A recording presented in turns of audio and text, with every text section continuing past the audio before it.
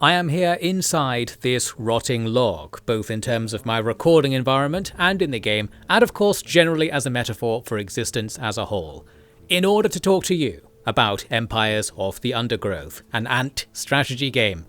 Now, the big thing to say about this game up front is that the biggest surprise is that a sort of jovial themed game like A Thing Where You Play with Ants is kind of hardcore in terms of its gameplay and how it's designed.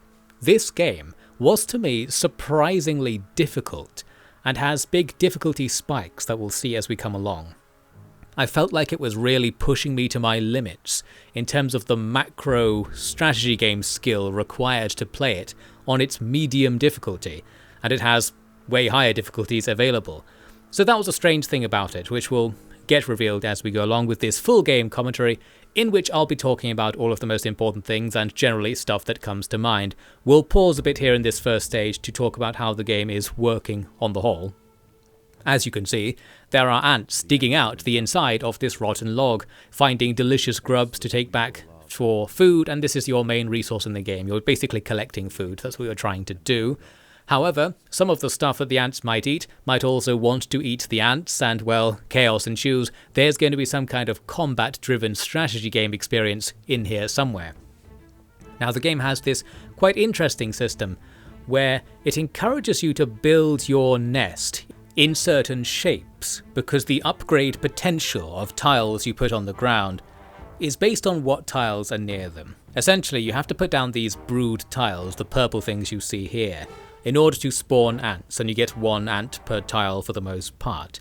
But those tiles can level up, and to be able to level them up, they have to be near similar tiles, and that's what this complex system of numbers on the screen there was representing, like how many upgrade points each tile is receiving from nearby tiles.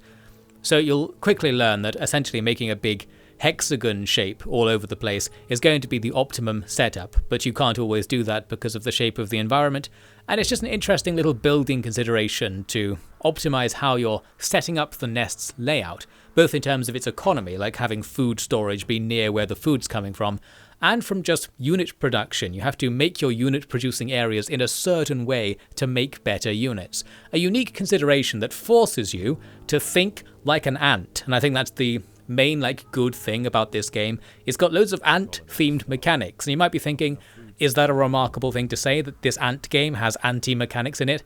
Well, yes it is, because I bring this up as a counterpoint to something like Timberborn, another game I've ranted about on this channel, which was a game about making a beaver town, and I was like, this isn't about beavers at all, but this ant game is really anti. It's got tons of ant-themed mechanics that makes you think and play like an ant, and literally after playing Empires of the Undergrowth for like an hour, you walk down the street and you start being like, food resources on the ground, right, I'll put pheromones here. Like, I was literally being turned into an ant by playing Empires of the Undergrowth.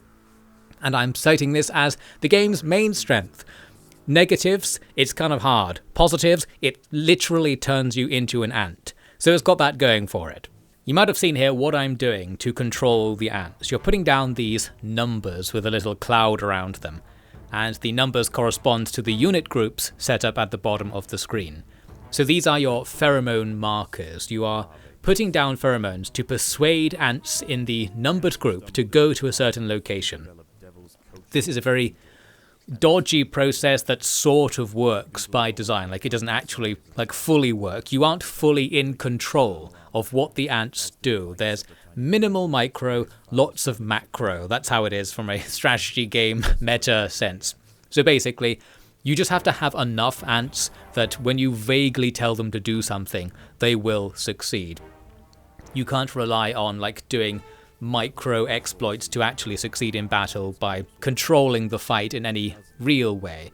It's just this pheromone system. Because, this is how ants see the world, as chemical trails, so you put down the chemical trails and they'll follow them, which is a very anti-mechanic.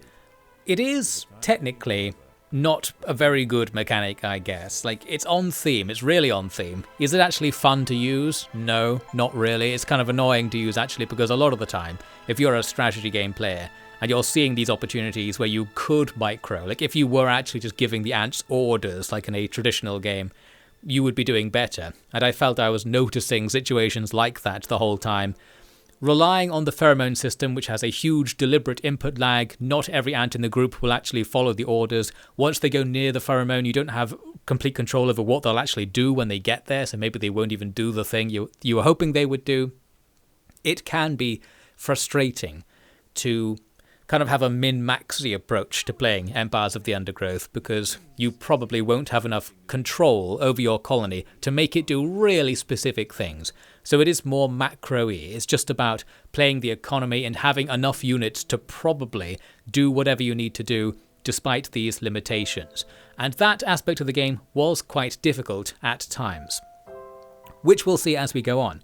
So we're going to look now at the framing device of the game. Once you've completed this first level, that's going to kick me back to the Formicarium, where you are building this sort of persistent colony outside of the main mission structure. It's a kind of unique structure, this game, because the goal of the game is to complete so-called Formicarium challenges, which are like boss stages that take place here in the Formicarium, which is where you are making this special ant colony that combines the various genes of other ant colonies that you see in the main mission line, in order to make some new like crossover hybrid species that can do boss battles or something.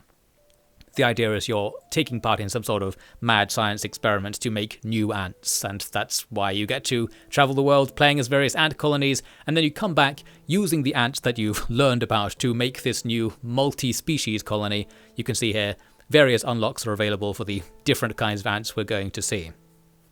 That doesn't matter for now. The point is, because of the way the game is structured, you actually don't have to do most of the missions in the game. Because the objective of the game is just to complete the Formicarium challenges, it offers you this campaign essentially just as a way to grind. Like, you can go into the campaign just for fun, or you can go in there to get resources to bring back and then do the real game, which takes place in the Formicarium. Because of that, we saw the first mission a minute ago. If I want, I can play the entire game of Empires of the Undergrowth just in that first mission. Like, you could just keep playing it over and over again. It gives you some resources, and as long as you get enough resources to do the Formicarium challenge, that's it. So we've technically completed the game to some extent. We don't have to look at any of the other missions. It's just that you get a first time completion bonus. So in terms of like real life time efficiency, the best thing to do is try and complete all of the missions at least once.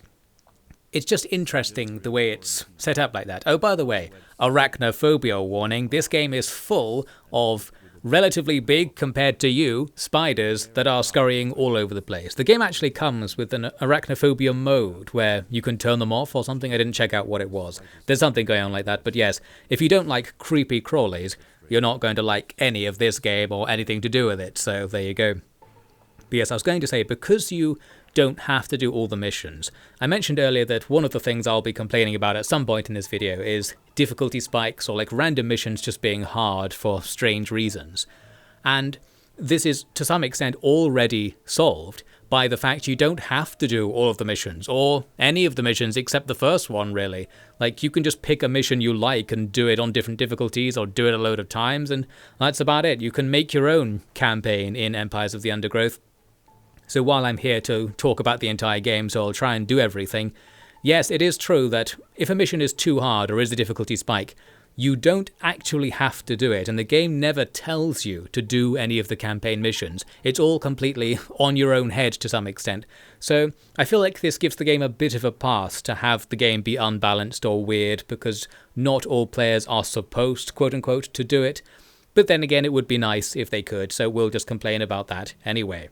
So we're here in the second stage, or stage 1.2 as the game puts it, where we are having trouble with this funnel web spider. Essentially, we're expanding again inside a log, but there are various spider nests inside it, and you have to kill them to get the food that's on the ground. Now, one thing to mention is a UX concern. Would you believe Offie going on about a UX concern? Here's the concern. By default, the food that you have to pick up doesn't have the little numbers you can see over it here and there on the screen. And in various cases, such as right now, it's quite hard to see where the food actually is. So it's interestingly marked on the map, like as a radar contact in areas you haven't dug into yet. But if you dig into an area that contains food, if the numbers aren't turned on, you might not notice it's there at all, and you might not order ants to go and pick it up as a result. So you can turn on the numbers to make that a bit better. The other thing I've done, by the way, is turn up the gamma and the brightness to maximum here, because the game is actually very dark. I mean, that makes sense. It takes place almost entirely underground with like some sort of fake light sources added in, so there is some light. But yes, I did find the game to be essentially too dark, and like I couldn't see my own units and stuff. Well, I am an old man. You can also, as you can probably tell, put these icons over the ants. So instead of just seeing the ants, it has an icon showing what level they are and their role. So in this case, we have our colony split between workers and soldier ants.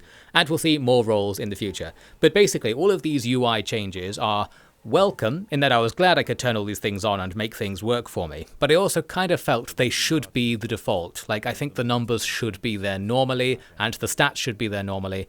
It does feel like the game is harder to play without them there, entirely for a visibility and UX reason. So there you have it. As well as dealing with the spiders, in this stage you also need to deal with slave maker ants. Another species of ant is coming into our colony to take our larvae away. And you have to occasionally fight them. Luckily they always come from the same location, so you can get there in advance and kill them, because the game does tell you when they're going to attack. And it went okay enough. Essentially, we did the business. The mission was just to get a certain number of ants, so nothing special. The only challenge is not losing so many larvae that you end up without enough resources to actually do this, or there aren't enough resources on the map. In this case, that doesn't happen, and we complete stage 1.2, taking our reward back to the Formicarium. Each mission gives you 3 currencies for your Formicarium. They are space, food, and jelly. Food being the one that applies to all of the regular missions as well, but here we have space and jelly being extra currencies. So space, or territory as it's actually called, is an allowance for how much stuff you can dig out in your Formicarium. So as you make your little layer, you can only actually dig out a certain number of tiles. So you want to have the tunnels be kind of short and be space efficient and have everything close together to sort that out. The other currency was jelly, and that's what you use to unlock the various kinds of ants available to you. So with that unlock just there, I can now bring the black ants, which we just saw in action in those logs, into the Formicarium as well to act as soldiers for us. So that will be handy, and you can spend more jelly to make them better, allow them to level up, and once you unlock all of an ant's level ups, you get this sort of extra limit-breaking level up system where you can pour more and more jelly into an ant to give them slightly higher stats as well, which we'll see later. On the surface of the Formicarium is the food we need to collect, the final resource, both in the form of some random isopods walking around, and just a pile of food that the scientists running this mad science experiment we're part of have thrown into the tank that we're in. You probably won't see it much in this footage, but if you scroll to the edge of the map when on the surface, you can see you're like in a room, in a lab, and you're stuck in this tank. We'll come back to that if it actually comes up. All I'm going to do now is spend all of my resources to make my Formicarium a certain amount of good. We've got a bunch of soldier ants now. Would it be enough to do the thing we're supposed to do? Well, that is the question. The thing about this game is, while you're building your main ant base in the Formicarium, it's not actually persistent. You will lose this eventually. So there isn't an enormous amount of point in trying to make it as good as possible. It just needs to be good enough to do the boss, which is the first experiment thing on the screen there. And, well, I didn't try it, so I don't know if my current setup is good enough, essentially. I was distracted by this. You can go and replay these log stages by activating challenge mode. This gives you the first time reward again if you do the stage but with a slight twist. So it's encouraging you to play through the campaign missions twice to get the reward as fast as possible, or the largest reward as fast as possible. As said earlier, you don't actually have to do this at all. I could just keep doing this on regular mode without any twists and just get fewer resources, but maybe if you played it really fast you would get more per actual real life amount of time spent or something like that, who knows. I wanted to say, following on from what I said just a second ago, that I think it's kind of a shame that your Formicarium isn't persistent, like you're building up your home colony, so to speak, but because you lose it a couple of times throughout the course of the game, I don't know, it feels a bit less valuable to come up with a cool layout and make a really strong army, because if it's stronger than it needs to be to fight the boss, it's kind of wasted effort, and because the game is set up in such a way that you can come here and do the missions again to get more resources, and I think in retrospect, if you were to do all of the missions twice, you would have a lot more resources than you need to complete the boss stages. It just feels like something is lost by not allowing you to have a single Formicarium layout that you're building throughout the entire game and watching it get bigger and bigger as you go along. The game does solve this to some extent by, well, we'll see later, when it forces you to delete your Formicarium, it gives you some compensation in the form of the various currencies in exchange for like how overpowered your Formicarium was. So some consideration was made to my sort of mindset here, but just not enough. The game doesn't really need to, in its campaign structure, make you go into other Formicariums, and we'll see that later, I suppose. The other thing I wanted to rant about very briefly is something I didn't realise until the very end of the game, but actually does apply and would have been good to know right here. And that is the effect of the difficulty levels. The game comes with 4 or 5 difficulty levels. It doesn't quite say what they do, which is bad news for the Offie D. Grand theory of difficulty, that being that if it doesn't tell you what they do, it probably does something stupid or basic. And the thing about these difficulty levels is they change the rewards you get for doing stages. However, it changes them by the world's smallest amount, and it's not at all in line with how much the difficulty changes. So, well, I only actually have experience playing on medium and easy. Those are the only ones I tried, and I can say that easy is way easier than medium, like by a huge margin. You get far more than double everything, so it's just like trivially easy. However, the reward reduction for playing on easy versus medium is like, I don't know, 5%? 10%? It's probably less than 10%. So, in terms of like meta, like you're playing this in real life, you're like, I need to complete the game as fast as possible in real life. What should you do? You should play on easy. The rewards you get for stepping up to medium difficulty are not at all worth how much harder it is. So the difficulty is just there if you want it to be difficult, essentially. The game does not reward you or incentivize you for playing on high difficulties. And I'd like to see it actually do that, basically. The simple idea I would put forward as the way to do this would be to give you the rewards for all of the difficulties below the one you play on.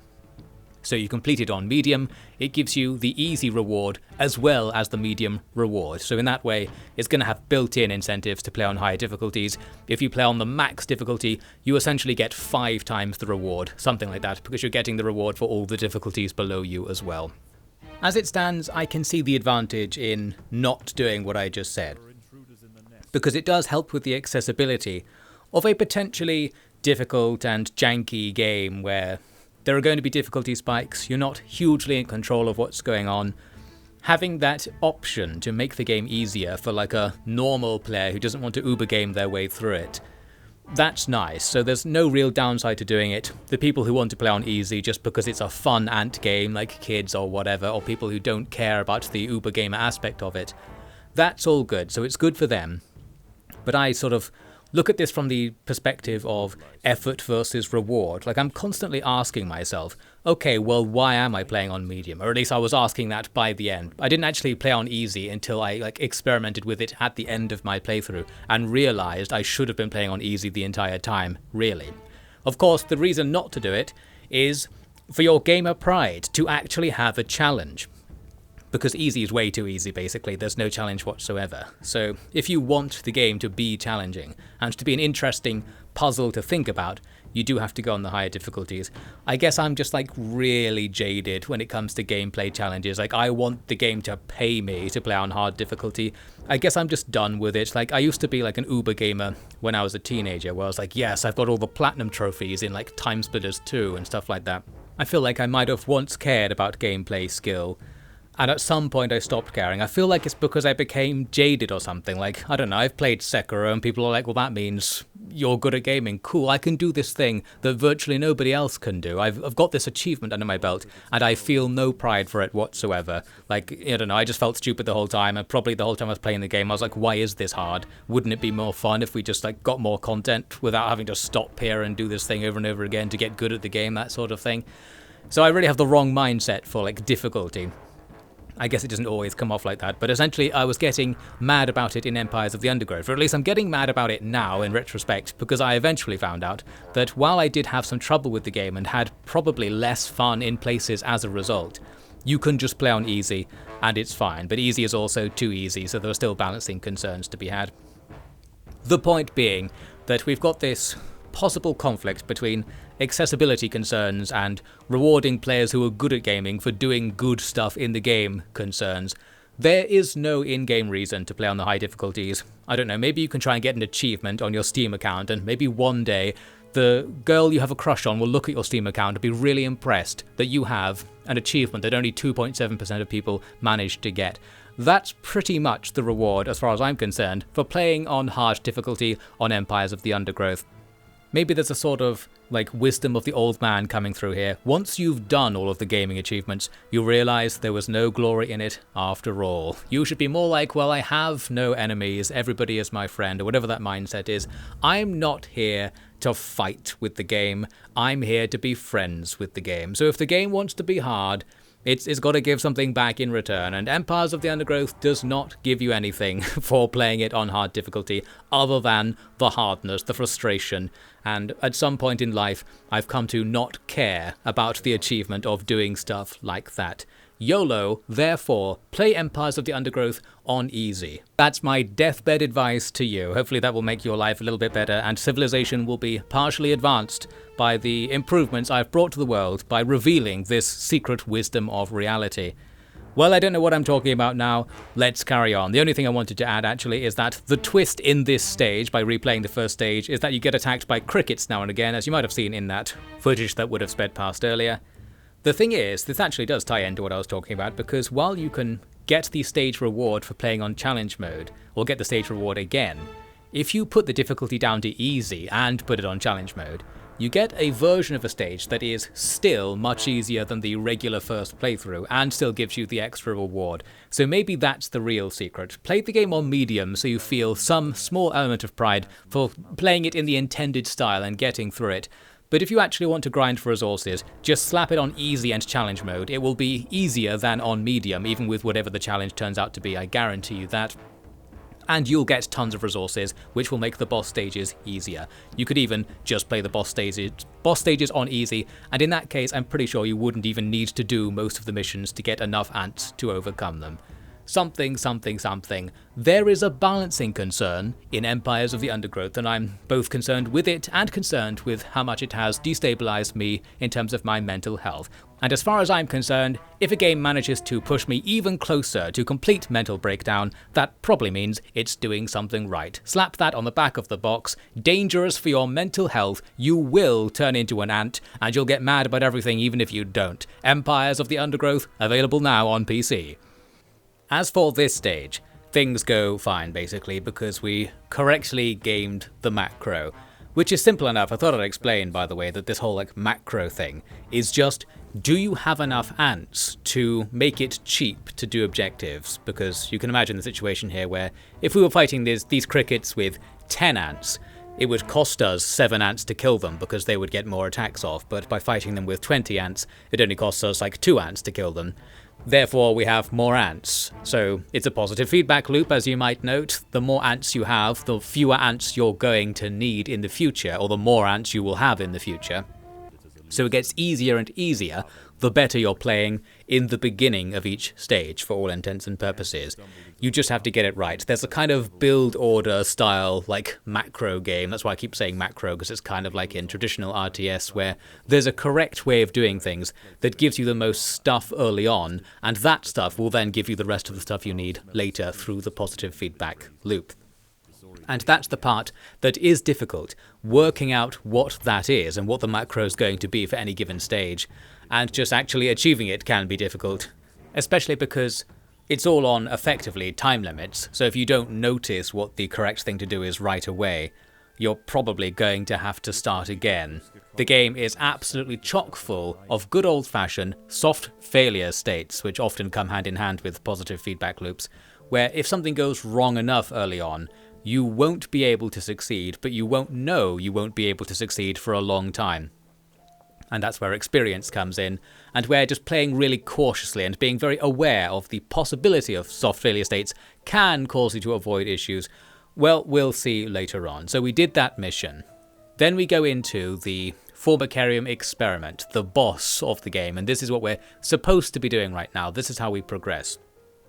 So for this boss stage, you just have to fight millions of ants, basically. The mad scientists who aren't so mad right now are just experimenting with how the ants will react to being challenged by the presence of other kinds of ants in the tank. And how we'll react is, we're going to kill them all, like we're just going to deploy our soldiers and get the business done. That's easy enough because of the macro, I guess, of the macro, the macro of having enough stuff prepared to do the boss stages by doing the normal stages enough times. We've got more than enough ant number to do this thing, and if I didn't have enough, I could put it on easy and that would be fine as well. You can look around and notice that there are several ant tubes leading into your tank. Because of that, you can guess that they're probably going to start coming at you from multiple directions, so I ended up just sitting here. There's no particular reason to defend the surface of your Formicarium. If your ants just hang out near the entrance to the nest, the enemy have to come through this one gap to get in. So you can choke point everything and you don't have to do anything, and this is where the lack of micro is most evident. To win these fights, I don't have to do anything, because I've already got the ants that will win the fights for me. Because I've got these ants leveled up as well, they are an unspecified amount better than the enemy ants. There is actually a quite complicated stats system in the game, and you can look up what they are, but the game doesn't make it easy. You probably aren't supposed to look them up, and I think the ability to see the stats of ants is something of an afterthought that was added like late in development or something. I seem to have got that impression from reading the patch notes or something like that. Essentially, there's that little question mark button you can see towards the bottom right.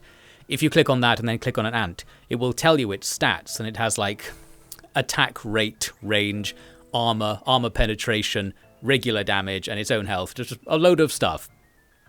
And what you don't really know is whether upgrading an ant is worth it in terms of those stats, because it's hard to see them. You can look them up, but the game doesn't necessarily encourage you to do so. But I think it's important enough to know them, and it's actually integral to the gameplay decisions that you make, to the extent where it should show them, and it should be much easier to see the stats on ants. Or at the very least, when you get an upgrade, it should tell you what the upgrade does. So yes, I have level 3 ants. What does that mean? That's what I'm asking, and that's the point I want to make here. And this is important because when you are making your economic macro decisions, as I keep calling them, you have to decide, do I want to have 2 of an ant, or do I want to have 1 ant at level 2? Because it costs exactly the same amount to have a level 2 ant as 2 level 1 ants. That's how the costs scale. So 3 ants is the same as 1 level 3 ant, for example. And it's nigh on impossible to know whether having 30 level 1 ants versus 10 level 3 ants is better for a specific circumstance. And then you have to factor in the next consideration, which is respawn costs. So if you have loads of level 1 ants, they'll probably be more likely to die. Like, how much more likely? Who knows? That's the point to make. But you can assume that more of them will die, and you'll spend more resources in the long run on constantly respawning those ants. You have to pay like 10% of the original cost of an ant to respawn it after it dies. So that's something to consider. But then there's another layer, in that just having physically more ants is better, because more ants can carry more resources, they can cover more areas, so there are like tactical advantages to just having loads of ants just around, which is then compounded even more when you factor in that large groups of ants are difficult to control. So if you have like 30 level 3 ants and you order them to go somewhere, only about 20 of them are likely to do it. This is something that will become more clear later on as I show you more clear examples, but large groups of ants don't always follow their pheromone groups, and they're very likely to spend a lot of time like just looking around in the nest instead and just wandering around between like their spawn point and the pheromone group's point. Because of that, it might be more useful to have millions of level 1 ants so that you can rest assured that you have so many that you've got all bases covered when it comes to doing whatever the pheromone group is supposed to be doing. For example, something as simple as like picking up food like I'm doing here. If I just had triple the number of ants, which I could do for the same resource cost, it would be really fast to pick up resources. That means I would get more resources quicker, I could expand my nest quicker, something like that. And in the actual campaign stages, meta like that can make a huge difference. And the point I'm making in all of this is just that you can't really know the correct answer. The game itself is working out that, like trying to calculate what the meta is. But because you don't have a clear indication of what the difference is between the different levels of ants are, it makes it difficult. The game does make it possible to work this out, but it's not easy, and it doesn't feel like you're supposed to know it either. Whereas I feel like this is fundamental to what the game actually is, and should have been a much bigger focus in the UI design. Well, that's my take on it anyway. It's very likely that I'm getting that impression wrong, but it seems to me that you really do need to know these things that I don't know to actually master the game, and the game doesn't make it very easy for you to know them. So I'm mad, but of course I'm only mad about that because it actually became a problem. And here in stage 2.1 of the campaign, this is where the problem begins to emerge. So we're playing here as the wood ants now, where your goal is to gather resources on a beach that's covered in threats. You just have to survive for a certain amount of time, and various things will come at you to try and kill you in the meantime. With the added twist that the beach will gradually disappear with tidal changes, so some of the resources would ideally be harvested right away because they'll just go away later and then there will be fewer resources on the map. So there's an example of like harvesting speed being an important aspect of the meta, of the macro. So maybe in this stage it's more important to have more ants versus good ants.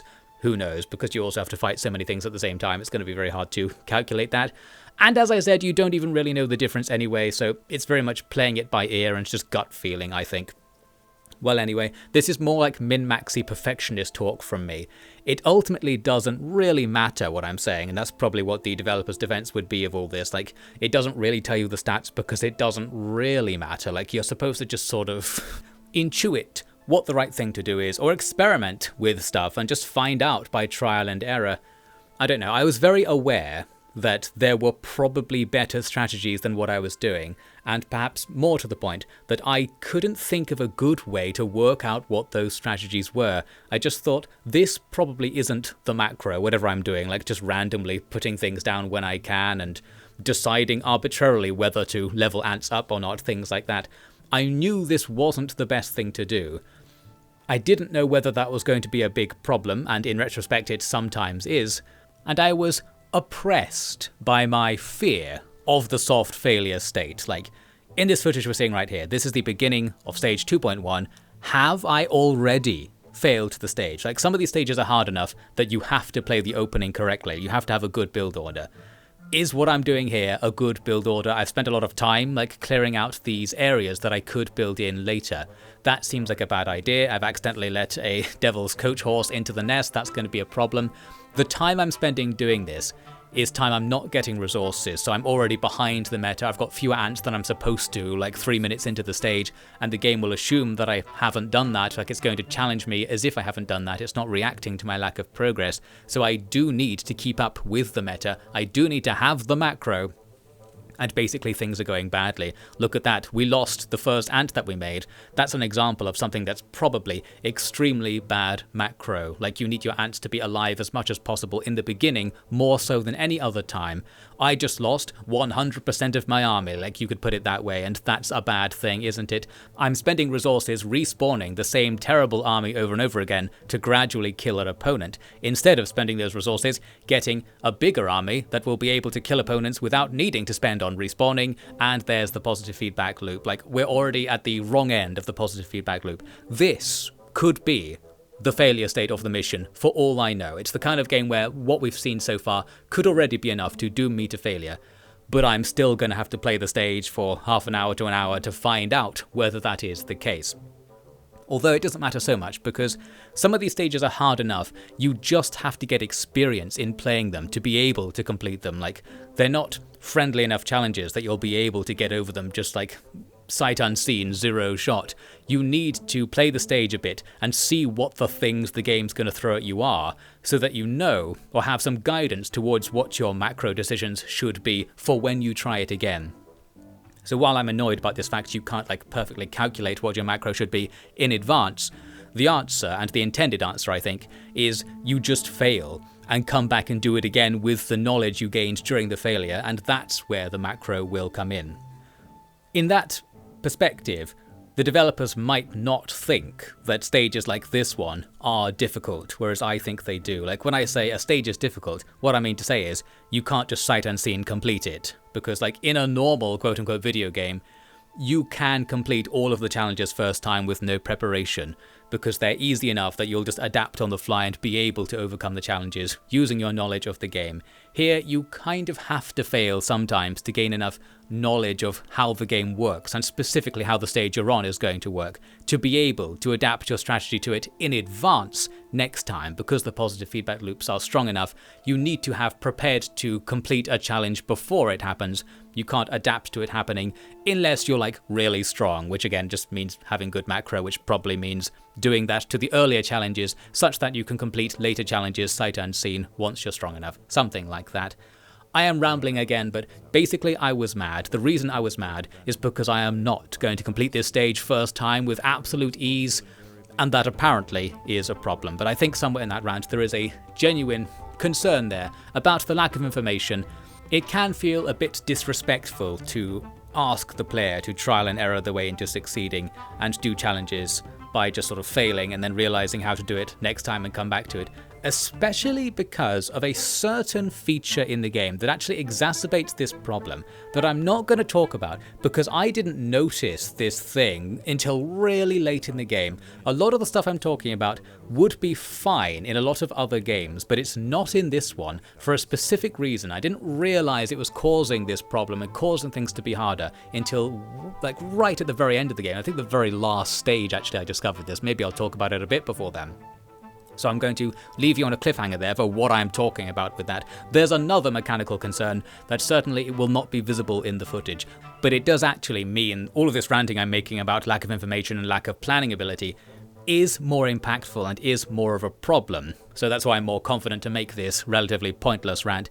It actually is a problem in the game's design, but in such a way I didn't actually experience the worst of it until the very end, and I was sort of fine with it, and am mad about it in retrospect.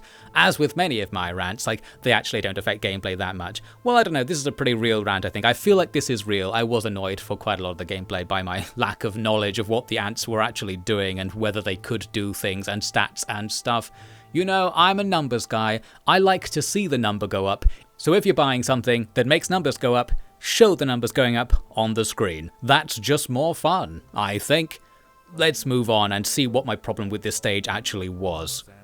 The general problem with this stage is that it hits you with everything else the game has in store quite early on. So by everything else, I mean all of the kinds of challenges and mechanics that it's also going to use later, but it uses them all at once in this stage that's early on. So, for example, we now have a surface to play on, we have to deal with hostile creatures roaming the surface, there are some timer mechanics, there is a hostile ant colony nearby that you have to compete for the resources with in a sort of race to pick the stuff up off the ground, and also there is a day-night cycle with nightly bosses.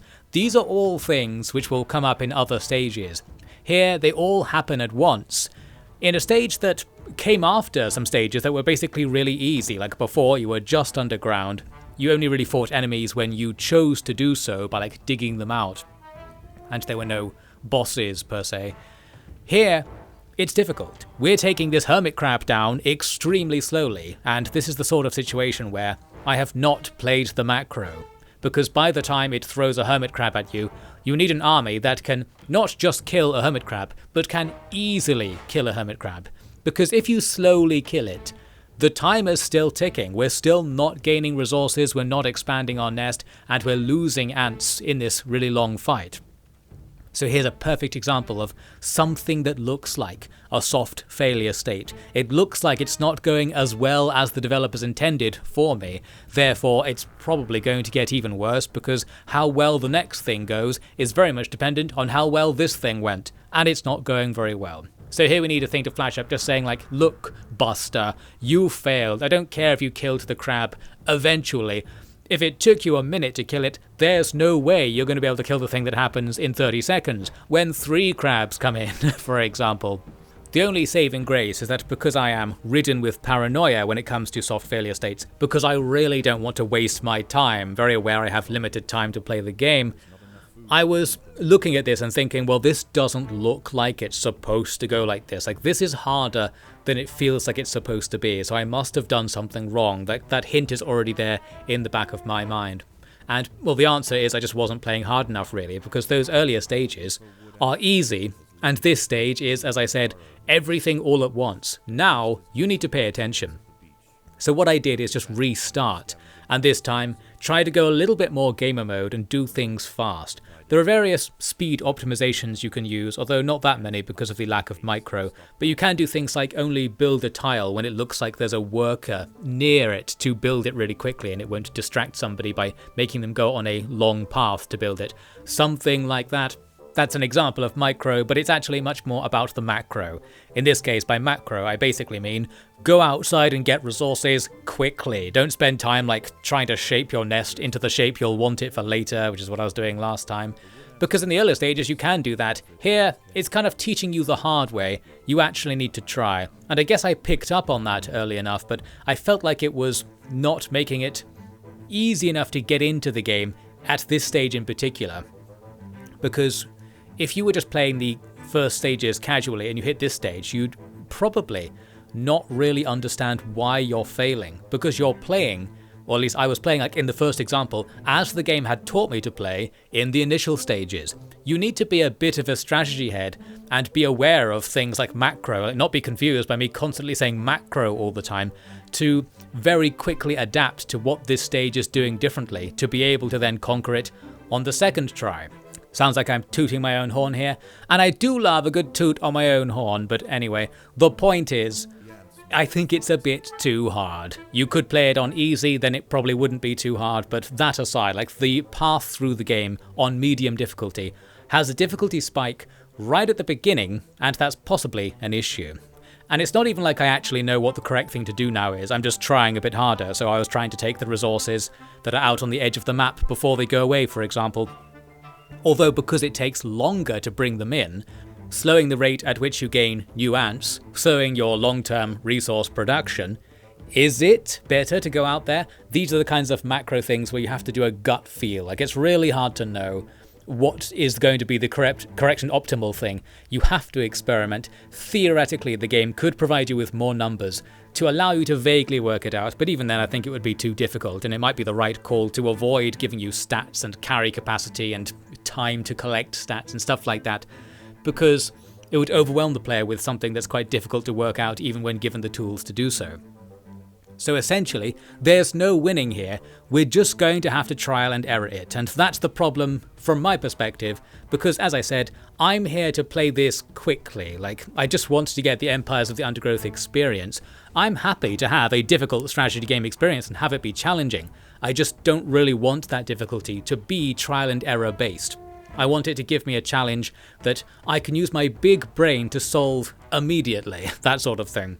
So some sort of more reasonable difficulty curve where you sort of learned to respect the fact that something might come in at night, or you learned to deal with enemy colonies in a controlled environment in some way, might make stepping into this and now do it all at once while the tide's rising challenge a bit easier.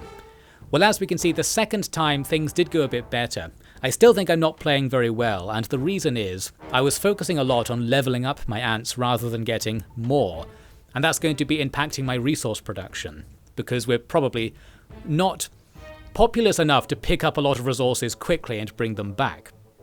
Because I thought I'll try and focus on survivability instead and try to defeat more enemies, thinking more about the fighting side of things.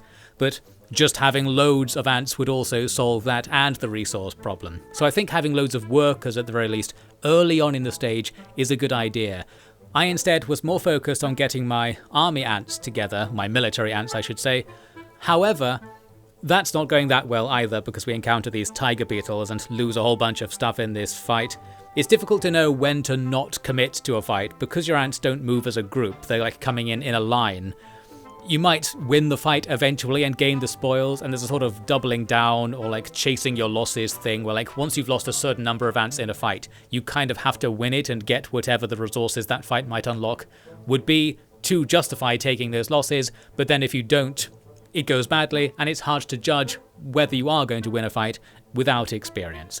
Back at it again, just ranting about the same thing over and over again using different words, because that's going to be the problem we're going to have over and over again in the game. Over time it will go away, so maybe over time I'll stop complaining about it. The good news for everybody who hates my complaints is that finally things have gone a little bit well.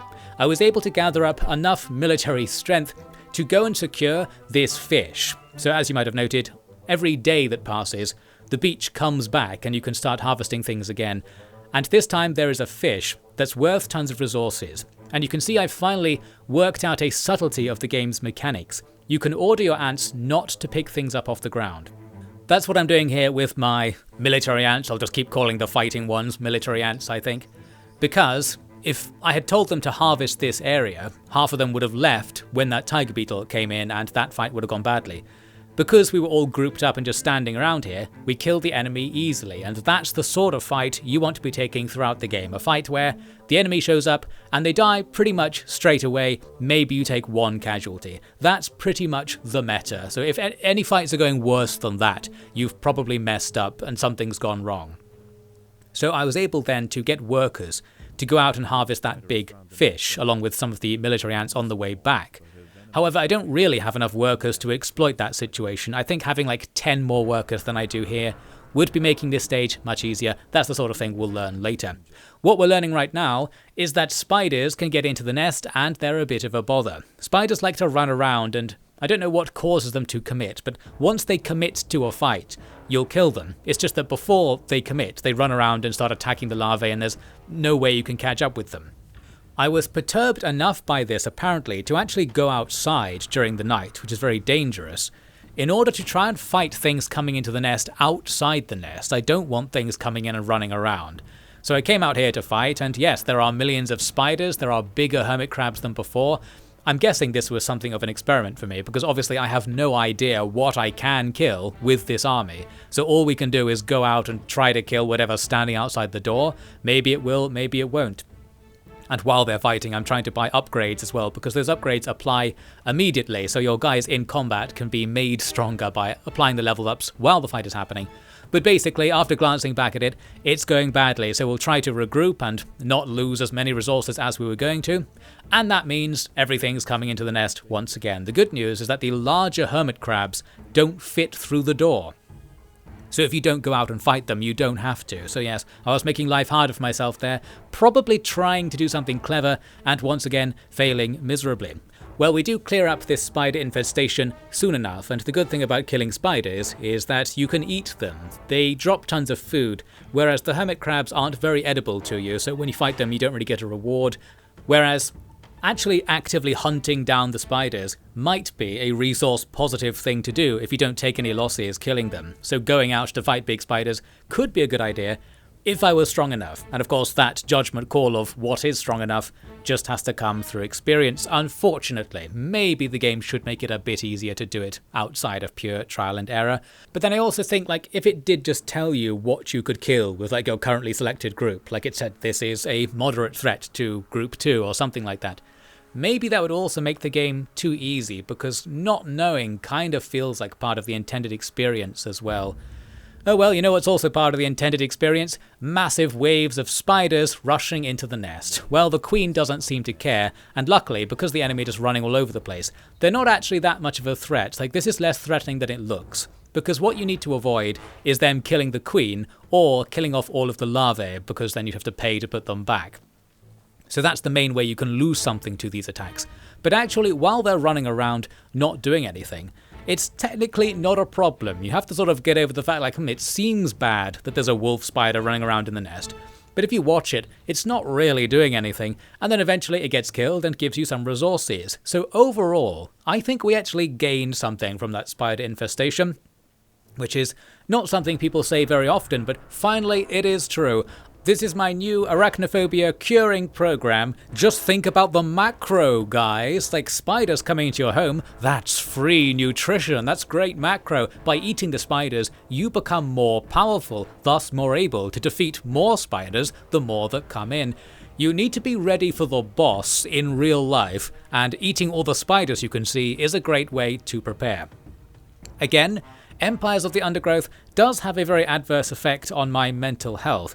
And that's probably a good thing. I think this is actually caused by, like, the guesswork, like not knowing what to do. Leaves you very desperate for ideas, and maybe attracting loads of spiders into your open mouth and consuming them is an idea. Well, I'm just as desperate in real life, apparently. I don't know how to make a sandwich. Maybe I should eat a spider or something. I am degrading before your eyes in this Empires of the Undergrowth commentary. And here I am, probably thinking, you know what, it kinda looks like I have a lot of ants. So let's go out and fight these crabs and try to make it resource positive. This probably is a bad idea because, as I said, crabs don't really give you that many resources. But if you can kill them without really taking any losses, then they would. So this theoretically is a good idea to get resources during the night by hunting things. It's just a bit risky because the game might suddenly be like, and now millions of wolf spiders are attacking your nest again and you're not there to defend, something like that. I think maybe we did make some cash off this little sortie here, so I'm starting to get the right idea. Take all opportunities possible, including doing things the game might not be pointing you towards doing, because that is the real meta. Indeed, following on from what I said earlier, like the initial Stage 1 campaign levels don't prepare you for the Stage 2 campaign levels. But in some ways, that's part of the game. Like, you hit this wall, and you just have to get over it by being like, well, what can I do to defeat this problem? Maybe I should go out and just fight the crabs, even though they're supposed to be like the enemy. They're the boss enemies. Let's go outside and start just slaughtering them. Let's make the hunters the hunted. Or something like that. But yeah, more practically, it's just like, should I walk far away to get the resources that will go away later in the day? Or should I get the resources that are close because I'll get them sooner and get more resource gathering potential as a result? That kind of decision making, which all just happens in the background. I'm going to declare that I did it absolutely perfectly every time, while on the screen showing you evidence that is quite to the contrary. Further complicating the potential decision making is the fact we need to deal with that enemy colony, and by now I had decided to go after them. Of course, you might think I could just collect more resources on the ground that aren't contested by the enemy colony, but that colony is gradually collecting things itself, so again, in the long term, maybe it's worth killing them. What I don't know though is whether you can stop them from collecting things. In later missions, you can attack and destroy rival colonies. Here, because they're coming from off-map, maybe that's not possible. But yes, in principle, you want to stop them from picking up resources that you will pick up yourself. However, in practice, this is a challenging thing to do. And I think I overkilled it essentially, because you have to decide, how many ants will I have guarding the entrance to the resource areas to stop enemy ants coming in, versus how many will be allowed to pick up resources and do the ferrying back and forth. There are two levels of challenge to this decision you have to make, because, well, first there's just the how many do I need question, the answer here being probably fewer than I have actually deployed. But then there's the question of, okay, so let's say I only need like 5 ants here. How do I make only 5 ants stay here? Because you don't have that level of micro, you can't just have a certain amount of ants be there, because you're only using pheromone groups to control their position, and pheromone groups are based on the brood sizes inside the nest. Or to put it another way, once the game decides, like you've put all of these broods together, they are one group. You can never split the group. So in my case, I had something like 15 soldier ants, for example, so if I want to do something, I have to send all 15 of the soldier ants, because they're in their own group. So I can't say, have 5 soldier ants guard the approach to the food and let the other 10 take the food home, which would be much better. And the only problem is, my awareness of how much better that is reduces my enjoyment of my control of the game. Or to put it another way, I had less control of the game than I wanted to have, and because of that I was sat there just being like, well, I just have to overkill everything, like either have too many ants guarding the approach to the food, or have too many ants taking it back. It was hard to get a balance there. The answer would be to make your broods more separate in the nest, so you have more separate groups in the UI to control, but that also comes with disadvantages in that putting them close together helps them gain those upgrade points for being right next to each other that I talked about earlier. So we're really in a bit of a pickle here, and I think the ultimate answer to these questions is make it so that your ant groups are so powerful and you're so far ahead of the meta, you're so good at the macro, as I keep putting it, that all of this doesn't really matter. Like, that's the solution. You get to a point when you don't need to micro because you've got so much leeway to fail. But when you're under pressure and you feel like you have a better option to take but you can't because the game just doesn't let you, that increases the pressure again. That's the anxiety-inducing game design where you've got an unsolvable problem just staring you in the face and you just have to let it get worse in some cases. I know I've already ranted for ages about this particular stage, but it's going to be a watershed stage, so we'll put all of the rants in this stage as much as possible. One other thing to mention, just briefly, is that in this game, it does teach you the importance of not floating resources, and by teach you, I mean that in the gamer sense, where like, if you don't know it, you'll fail, and that's the way in which it teaches you. To put it another way, it does not teach you this, so I'm just using the wrong words here. Essentially, if you ever have resources and you're not spending them, you're in trouble. And this is something that you just have to learn in all strategy games, really. Whenever you get stuff, get rid of it immediately. Never stockpile resources. And this is a game that's like that. Whenever you can afford another ant, you should get one, or whenever you can afford a level up. But of course, knowing which one to pick out of those two can be a conundrum. Well, things went good enough. It's hard to comment on what exactly went well here, but my macro game was better. We got resources faster and as a result got a positive feedback loop going where we became quite powerful. And soon I realized that, like, that's the other thing, like, you can become powerful as much as you like, but you have to also notice that because you need to get used to playing with these ants and get a feel for how many ants can kill which thing on the map, which just comes with experience. And the experience I was gaining right here was realizing that I'm long past the point of being able to kill absolutely everything. So from here, this group of ants can just clear out the entire map and take all of the resources, and then we're absolutely fine. So as well as there being soft fail states, as I mentioned earlier, there are also soft win states, where like the second half of this stage doesn't matter because I've already done the thing that will cause me to win in the first half. This is just a downside of positive feedback loop game designs. Like, there'll always be a lot of the game that's kind of pointless, and that part of the game needs to serve instead as satisfaction fodder, I guess. I don't know how to put this. So like, you just enjoy watching your overpowered setup kill everything on the map. And I certainly think the game does succeed in that, because it's fun to watch the ants fighting things bigger than them and overwhelming them. I always enjoyed that throughout the entire game. There was one issue, which is that sometimes it's hard to disengage. So I had a case here where I wanted to pull my ants back from a fight, but some of them had already started fighting. There is actually a way to deal with this and tell your ants to stop fighting, which I learned much later. We'll talk about that when I learned it, which was at an opportune moment somewhere further down the game.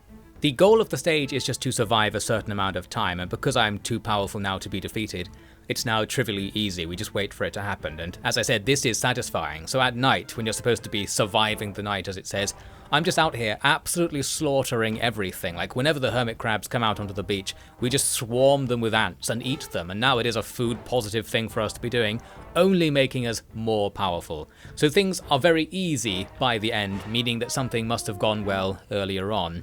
And after a while, with the beach covered in hermit crab shells, we do survive the final night and bring this mission to its completion. So that's all well and good.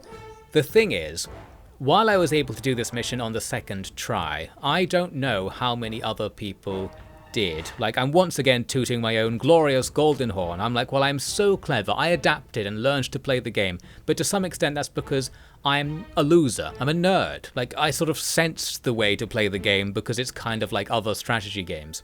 And I'm vaguely remembering now that when you pick medium difficulty, it's like this is the difficulty for people with some strategy game experience or something like that. So maybe this kind of progression curve is intentional. But one thing that interests me is the achievement data. I always like to look at achievement data and see what people didn't do so that I can toot my own horn even harder by doing rare things. Contradicting what I said earlier about how I hate difficult challenges. I don't necessarily hate difficult challenges, I just sort of like being the only one to do something even if it's really easy. So like I'll do pointless challenges as well as difficult challenges, that's what I'm looking for really. Anyway, that's off topic. The point I wanted to make was that this mission does seem to serve as something of a barrier to the rest of the game. Because from my vague memory, I'm not going to look this up of course, the achievement data suggested that of the players who got past the first experiment level, so the one before this, less than half, I think, got past this level. And it was down to something like less than 20% of total players have got past the level we just completed there. So there you go, aren't I special? Well, the actual point is, because it was at like 60% on the mission before, everybody left there. So it seems like people couldn't get past that stage to some extent. I think it is just actually too hard. While perhaps it's satisfying to be hit with this Father Gascoigne-esque stage where it's like if you can't do this, you won't be able to play the rest of the game, so you better get good now. That's not actually a very good way of teaching people to play a game. It's, well, what I mentioned earlier, where people will say, this gateway is to teach you how to play the rest of the game. No, it's to let you know that you haven't been taught it. Like, teaching you it is a different activity. Normally, a game would teach you it, then test you on it, and you would never have to sort of encounter this test you haven't been prepared for and learn you were supposed to prepare for it on your own. So I do feel like, even though it wasn't that difficult, to me, the world's best gamer, it clearly was too difficult, and I felt that while playing it as well. I thought I'm having less fun because this is hard. Like, I would have rather learned all those mechanics separately. And I seem to remember as well that while like only half the people who played the stage before completed the Rising Tide stage just there, about half the people who completed that stage then went on to complete the entire game, and that's a more normal drop-off over time, where like there are, I don't know, like 10 more stages in advance, and you gradually lose half your players over the course of 10 stages. That's fine. So essentially, the people who were good enough or were willing enough to put time into Empires of the Undergrowth went through and generally played all of it after this point. However, there was this big wall early on, and I just wonder what the developers would think of that. Did they think it was hard? Were they trying to test something? Was there a game design logic behind like suddenly having all the mechanics at once and having it be relatively difficult? And it is relatively difficult even compared to stages that come after it. Like the stage 2.2, which we'll see in a second, is easier than that stage. Although, of course, that said, because I just like learned a bunch of stuff through hard experience, maybe that's what's making the future stages easier. So it's really hard for me to actually make this judgment. It seemed like there was more room for error in future stages versus that one. So a very challenging little event to have early on in the game. And I vaguely remember in the reviews for this game seeing people complaining about difficulty spikes, and this is probably what that was, this kind of thing. So we're finally done with that. We will speed up as we go through the game here because there's plenty more to get through. We're moving on now to the next mission, where the mechanic about fighting enemy ant colonies that was sort of introduced in the previous mission is now fully here, in that those colonies are on the map. This means you can go into their nests and harass them much more effectively. However, I didn't try this. I much later learned it actually is quite useful to attack enemy nests if you can, because you can take food from them. I didn't realize you could do that, but yes, you can make a lot of cash by eliminating enemy nests, as well as actually stopping many mission objectives where you have to fight the ants because they'll keep building new units and coming at you.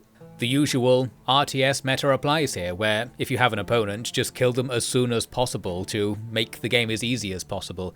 Well, I did not try that, that's the point to make here, so you'll see that throughout the campaign. I just tolerated the existence of other ant colonies near mine, and we'll just have to deal with the consequences. So here in the next mission, we actually are still on the beach, but we don't have to deal with the beach mechanics anymore. The goal is to protect two groups of plants on which aphids are living. We can use those aphids to gain resources, but ladybirds are trying to steal them. So really we just fight the ladybirds off. And it's a very simple mission. It's significantly easier than the previous one, but maybe to some extent that is because I was now doing a better build order, taking in more food faster, making better use of workers, and that could be just tipping me over the edge of where, like, on one side of the positive feedback loop official balancing line, it rapidly gets too hard. On the other side, it rapidly gets too easy. There's only some tiny, narrow amount of resources per minute income where the game is quote-unquote balanced. That's just what the game is like. That's what this kind of game is always going to be like. Our defense of the aphids can be difficult because we have to fight on two fronts, or at least ideally. We could focus on just defending one patch, but then that would be fewer resources we might get in total. I don't know if that's actually the case, because the aphids you lose by not completely defending each group might mean it's not worth trying to defend both. It depends how confident you're feeling. Probably in the long term it is worth trying to keep both. But again, this raises the issue of control groups, you could say, of not having control of groups, to say it more accurately. Because again, I want to have a certain amount of ants guarding each location. I have to deliberately change the way I'm making my nest, so that the broods are in different rooms of the nests, so that they are categorized as different controllable sections in the UI at the bottom there, allowing me to split up my force. And again, this comes with the downside that it's a bit harder to upgrade your troops if you build them like this. Your quote-unquote troops, once again, I am becoming an ant. Because the other colonies are raiding you, and because the route they use to raid you is essentially next to the plant groups, in effect, you do need to defend both directions, because if you, say, sacrifice one direction to focus on harvesting the aphids from one place, the enemy ants would still come from the other direction you abandoned, and you'd have to send stuff out there in that direction anyway, so you might as well actually try to defend both. I think that is probably the best thing to do in retrospect. Once you have sizable groups of ants on both sides of your nest, you can just sort of fire and forget. You stop having to do anything because the ants will just fight all of the threats as they come. You just have to micro them to make sure they're in the correct position sometimes. Aside from that, they will do the work for you. You will need to make sure you still have workers harvesting the aphids, and ideally that you have the correct number of workers to make sure the aphids are harvested as soon as possible. As soon as the resources are generated by the aphids, you pick them up and you start the next generation cycle. I was not doing things in that much detail. One thing I was doing, well actually earlier, not here anymore, is having my quote-unquote queen ants do work outside of the nest. This is because early in the stage, your queen generates a few workers that don't need their own brood tiles. Those workers will normally just work inside the nest and do things like building the tunnels and putting the brood tiles down. You can, though, send them outside because you get 7 of these quote-unquote queen ants, as I'm calling them, but you don't need 7 to do most tasks in the nest. So it might be more efficient to have them go outside as much as possible and try to harvest resources. And what I did earlier, in footage that shot past at some point, was build a very small brood of 3 workers to control all of the stuff in the nest, while the 7 workers you get for free were outside getting more resources. That's the kind of optimization that I had learned through that brief trial by fire over on the other beach stage.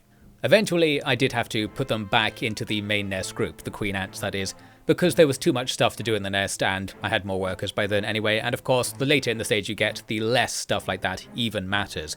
We ultimately get to this point we see here where we just have ants all over the place. We've got sizable groups defending both of the places, so no matter how many ladybirds or random wild bugs or enemy ants come to try and do something about our presence here, they just won't. We just have too much number. So once again, we played the macro correctly, we got enough resources fast enough that things became easy, and I'm just sort of chilling. You might note, I'm not even spending my resources now, I'm breaking my own golden rule, we're floating everything. As you can also see in my nest, my attempt at a design that would keep the ants in a separate grouping, so not have the broods actually physically connected, which would cause them to go into the same group on the UI, but also try to keep as many tiles close to each other as possible for easy upgrading purposes. So I was working on something like that in there. Doesn't really matter that much. Basically, we did it. We got the numbers. And as this mission ends, I wanted to mention the achievement system. We do get one of the extra achievements here for fighting off the ladybirds in both directions. Most stages have this list of bonus achievements, and this is following on from what I said before, where it's well, I like doing random achievements that not many people have, and indeed, not many people will have all of these extra achievements you can do in stages. The thing is, it doesn't tell you what they are until after you do the stage, so you have to go back in and do the stage again if you want to actually complete them. And the other thing is, and this is the thing that actually stopped me from wanting to do most of these achievements, contrary to what I was saying earlier, is that a lot of them can only be acquired on like hard or impossible difficulty. And because I was too scared effectively to ever increase the difficulty, and as mentioned before, there isn't any particular in-game reward for increasing the difficulty, I just never really went there, so I never attempted to get the vast majority of the achievements. There are loads of achievements in this game. I think it's a nice addition, like if you want a challenge in the game, there are all sorts of little things you can try to do on specific stages. Doing them in certain ways will get you an achievement. So that's nice. I think it would be even nicer if you got something for doing the achievement. I don't know. Once again, I want to be paid to play the game, and I will accept my payment in in-game currency, luckily enough, so it's not that difficult. But still, I guess I just wasn't motivated to do those achievements, that's what I'm trying to say. But I also think it was neat that they were there. This is once again one of the classic OffiD complaint compliments, where they've added all these optional challenges and suggested you do these things to have fun in the game. Well, that's better than not doing that, isn't it? So that's a good thing. Thank you very much. However, the thing I actually say about this upon encountering it in the game is that it's bad in some way. I complain, and you could say, well, because I was complaining about it being too hard to get the achievements or too unrewarding or something, that means maybe there shouldn't have been achievements, because then I wouldn't have been complaining, there wouldn't have been bad vibes. And you could possibly imagine like some focus group tester being like, oh, they didn't like all the achievements, like, oh, we shouldn't have wasted all that time like adding 200 optional achievements and making people feel inadequate for not getting them because they were too niche or something like that. No, no, no, no, no. Everybody, remember, every time I say that something is bad, that actually means it's good. Now, this sounds like some sort of joke. The problem is that it's not a joke. I actually genuinely do say that things are bad when they're good, constantly and knowingly, because in my head that's a very reasonable thing to do. Back at it again with the world's most invalid gameplay commentary. You're watching OffiD's Game Grounds. Well, that's your problem now. It's your mistake. You've made your bed. Now continue to lie in it. And I'm back, and as usual, my apologies for whatever I was talking about yesterday. Let's move on to the next Formicarium challenge. The thing was, I didn't know whether I'd be able to do this Formicarium challenge based on just doing the 2 missions on this tier and not taking on the challenge versions. But the only way to find out is to just try and do it, and that was what I had to get over really. I was in Iron Man mode, I think, in my head, where I was like, I have to do it first time because I can't go back. Well, actually, you can go back. Just go into the Formicarium challenge. If you don't do it, you can just reload the save before you start it and then go and do a challenge thing. That way, you might actually do it, or at the very least you'll avoid wasting your time grinding for resources you don't ultimately need. And as it turns out, this Formicarium challenge was relatively easy, similar to the other one. All I need to do is just stand still, because there's this challenge where they're coming at you from multiple directions, but if you stay inside the nest, it doesn't really make any difference. We're just fighting a continuous chain of things walking into my blob of death. So I don't really have to do anything as the player. What I was doing though was trying to get my workers to harvest some of the larger things that came through because they did drop food. Do I need to harvest this food? Not at all. In theory, you might want to harvest food during combat so you can use it to respawn ants if you have no food in storage, which I don't really at the moment. Luckily, the stage was easy enough that all of that doesn't matter. So let's move on. Once you're done with the challenge, it gives you the opportunity to spawn more enemies if you like. I think this is a just for fun section where we're sort of in between the gameplay challenges, like there's nothing else to do at this stage of the game other than go and reset the Formicarium, which we'll see in a second. But if you want, you can see if your ant army can fight various things. So we fight some crabs, this doesn't do anything. So there you go, if you want to see some ants fighting some animals, play Empires of the Undergrowth. I think that's probably the best thing to say about that. So eventually we have to click the Rehouse the Colony button, and this is the thing I hinted at earlier, where your colony isn't quite persistent. We head into a new Formicarium, and while it's saying Rehouse the Colony, it's actually only rehousing the Queen, so you do lose all of your ants, unfortunately, when this happens. And I guess I don't really like this part, because as you can see here, you get moved into another Formicarium for the next phase of the game. But it's the same as the old one. Like, there's no reason, I guess, mechanically, for you to be in a new Formicarium before you go and do the next campaign stages. So I think I would have preferred it if you could carry on with the old one. I guess having a new one is a chance to rebuild and correct mistakes in your design that you might have made in the first Formicarium or something like that. But I'd rather keep my old ants and just keep building on what I was doing before, I think. And I guess I don't really understand why the change needs to be there.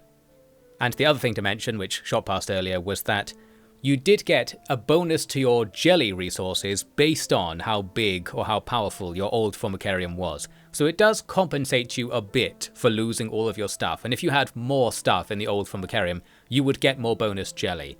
Is that worth the trade-off? I don't really think so. You don't need that much jelly ultimately, as it turns out, like in distant retrospect.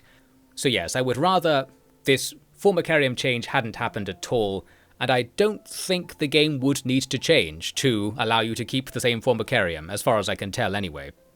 We are now in Phase 3 of the campaign, so here's Mission 3.1. In this phase, we're going to be playing as the Leafcutter Ants, and I wanted to mention, you can see the narrator is talking here. See, or even hear, I don't know. See the subtitles, hear the voice. Somebody is often talking to you during the stages. I thought I'd finally get around to mentioning that these stages are presented in a pseudo-documentary style where somebody is narrating what you're doing, and occasionally the narrator will give you hints and tips about what to do or just talk about the species in general. I thought this was really nice and creative and good. It doesn't really impact the gameplay that much, so that's why I've failed to talk about it so far, but that was a nice detail that's worth pointing out. Because we are now playing as Leafcutter Ants, things work a bit differently mechanically, and this is where things get interesting really. We need to harvest leaves from outside the nest and then use them as a substrate on which to grow the fungus which we eat inside the nest, with the added complication that the leftovers will then degrade and poison the nest unless you move them to a set like degradation location where they can degrade safely. So basically this means your nest building activities are much more involved. The design of your nest matters more because the economy has more stages where ants are moving back and forth between areas. So you need to think about the distances between them and the ideal cycles and routes through the nest a bit more. And you need to avoid having refuse be near the brood tiles because it poisons them and reduces their upgrade points. So this overall is a nice change up, and I did want to say that this game has a very dynamic campaign with new things to do in each stage. It's quite good about mixing up the formula constantly, especially from this point on in the game. Phases 3, 4 and 5 are quite different, whereas 1 and 2 were kind of similar to each other. But yes, it's nice that you're always doing something different. You often get given new kinds of ants, the new kinds of ants play differently, especially right here with the leafcutters, and they're just more things to think about. So while there's quite a lot of stuff to do in Empires of the Undergrowth, it's not very repetitive, so I quite enjoyed that. They've got lots of new mechanics that come in constantly, and it's not just the usual RTS mechanical progression where, say, like you'd go through the campaign and they'd add one unit at a time and you'd play with that one unit. Like if a hack game like chess had a campaign, first you'd play a stage with just pawns, then one with pawns and bishops, then one with pawns, bishops and knights, and that would be the chess campaign. By the way, if anyone wants to get me to be the writer for the chess campaign, I'll definitely give you a plot to chess. That would be quite fun. Anyway, this game isn't really like that. You're not like unlocking units as you go along. It's just like unlocking factions as you go along. Like you're doing whole new gameplay styles as you go along. And that's pretty cool. It's pretty interesting. It does also, I guess, contribute to the difficulty though, because you can never really get comfortable with like knowing what you're doing and detecting all of this macro stuff that was giving me a mental breakdown. Because as soon as you work out the macro for the wood ants on a particular stage, boom, we're here in the leafcutter ant stage, where of course all those decisions are going to be different. And, well, obviously I'm just going to be guessing my way through this. There was actually a non-macro decision to point out in this mission. The micro aspect was holding me back. The reason being that you send your ants to go out and look for things to cut down, so you put a pheromone group near a plant, and the ants will gradually deconstruct the plant and bring it into the nest.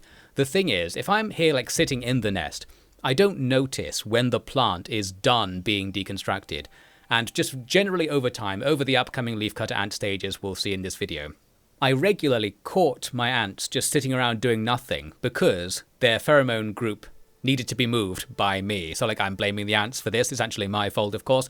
I needed to notice when plants are about to finish being harvested and move the group onto a new plant in time so that we don't waste time with the ants just standing around. It's the sort of thing where you might want to have an idle count of some kind. So like often in strategy games, there'll be some sort of number somewhere telling you how many of your things that could be doing something aren't doing something. So in this case, it would say like, well, 50 out of your 75 ants are idle right now. That would be a hint to me that one of my pheromone groups is no longer doing something, and I could go and find out what it is. So if I'm like tunnel visioned in my tunnels in the nest, being an ant queen myself, then it would be easier for me to work out what's happening on the surface and avoid mistakes caused entirely by me just not telling the ants to go and find more leaves. And it's a kind of mistake that doesn't feel that good, because it's kind of like, well, I mean, you're the ants guys, can't you just know to go and find more leaves? Like, this is your raison d'etre. If the pheromone group has nothing there, can't you just go look for some or something like that? I don't actually want them to do that because that would be too out of control, but basically it wasn't a fun problem to have, and I wanted some sort of way to know like when the ants weren't doing anything. But I ultimately overcame this problem by just checking more after realizing I was having this problem over and over again. Problem not pictured here as usual. This was just throughout all of the leafcutter stages. This is a pre-rant for stuff that's going to be happening. Let's do it. Let's talk about what's happening in this stage specifically. We are racing to collect leaves, and you might note, we're losing. And that's going to be a positive feedback loop situation, no doubt about it. So because the enemy already have more resources, they'll be able to get more resources. So it's over, right? Well, not quite, because the difference in resources right now isn't that large. We just have to make a superior decision. The main thing to decide is whether to use your ants to take more leaves, or to harass the enemy and stop them taking leaves. Obviously, both routes will work the objective in different ways. The question is, if you fight the enemy, what is the opportunity cost? Like, how many resources would the things you sent out to fight have taken during that time if you weren't fighting? How much do you have to spend respawning ants because they got killed during the fight? This sort of thing. It's very hard to monitor these kinds of parameters. But in general, I tried to do early aggression, so that's the tactic for this run at the very least. We need to stop the enemy from harvesting, because we're losing. The problem is the enemy has a scripted behavior on this stage. If you kill a few of their ants, they'll retreat and let you start taking the resources near their base, but then they'll come out with a big attack force. And what I found was that I tended to lose to these attack forces, so they do have a big army. They only really use it against you if you become a problem to them. And by attacking early on, I became a problem early on, and because we're already behind, just throwing both sides at each other is bad for us. That said, I didn't necessarily pick up on this because I kept trying to do it. I was essentially seeking some kind of decisive battle. I thought we're not that far behind. So if I can just get one fight where we actually win and we kill their army, so we can then go on to just continuously raise their workers without much threat, then we actually can get some momentum going. I just need to win that one big battle. This is a real historical general mindset where it's like, if only I would win, I would stop losing, and they start committing to stupid fights. Here's me doing that in Empires of the Undergrowth. In my defense, we do have something going for us because I knew my ants were higher level than theirs. You can see the level next to the health bar of ants, although not by default. You have to turn this mode on. So using that extra UI mode, I was able to detect my ants were better. So even though I knew they had more than me, I thought maybe we can actually win some of these fights.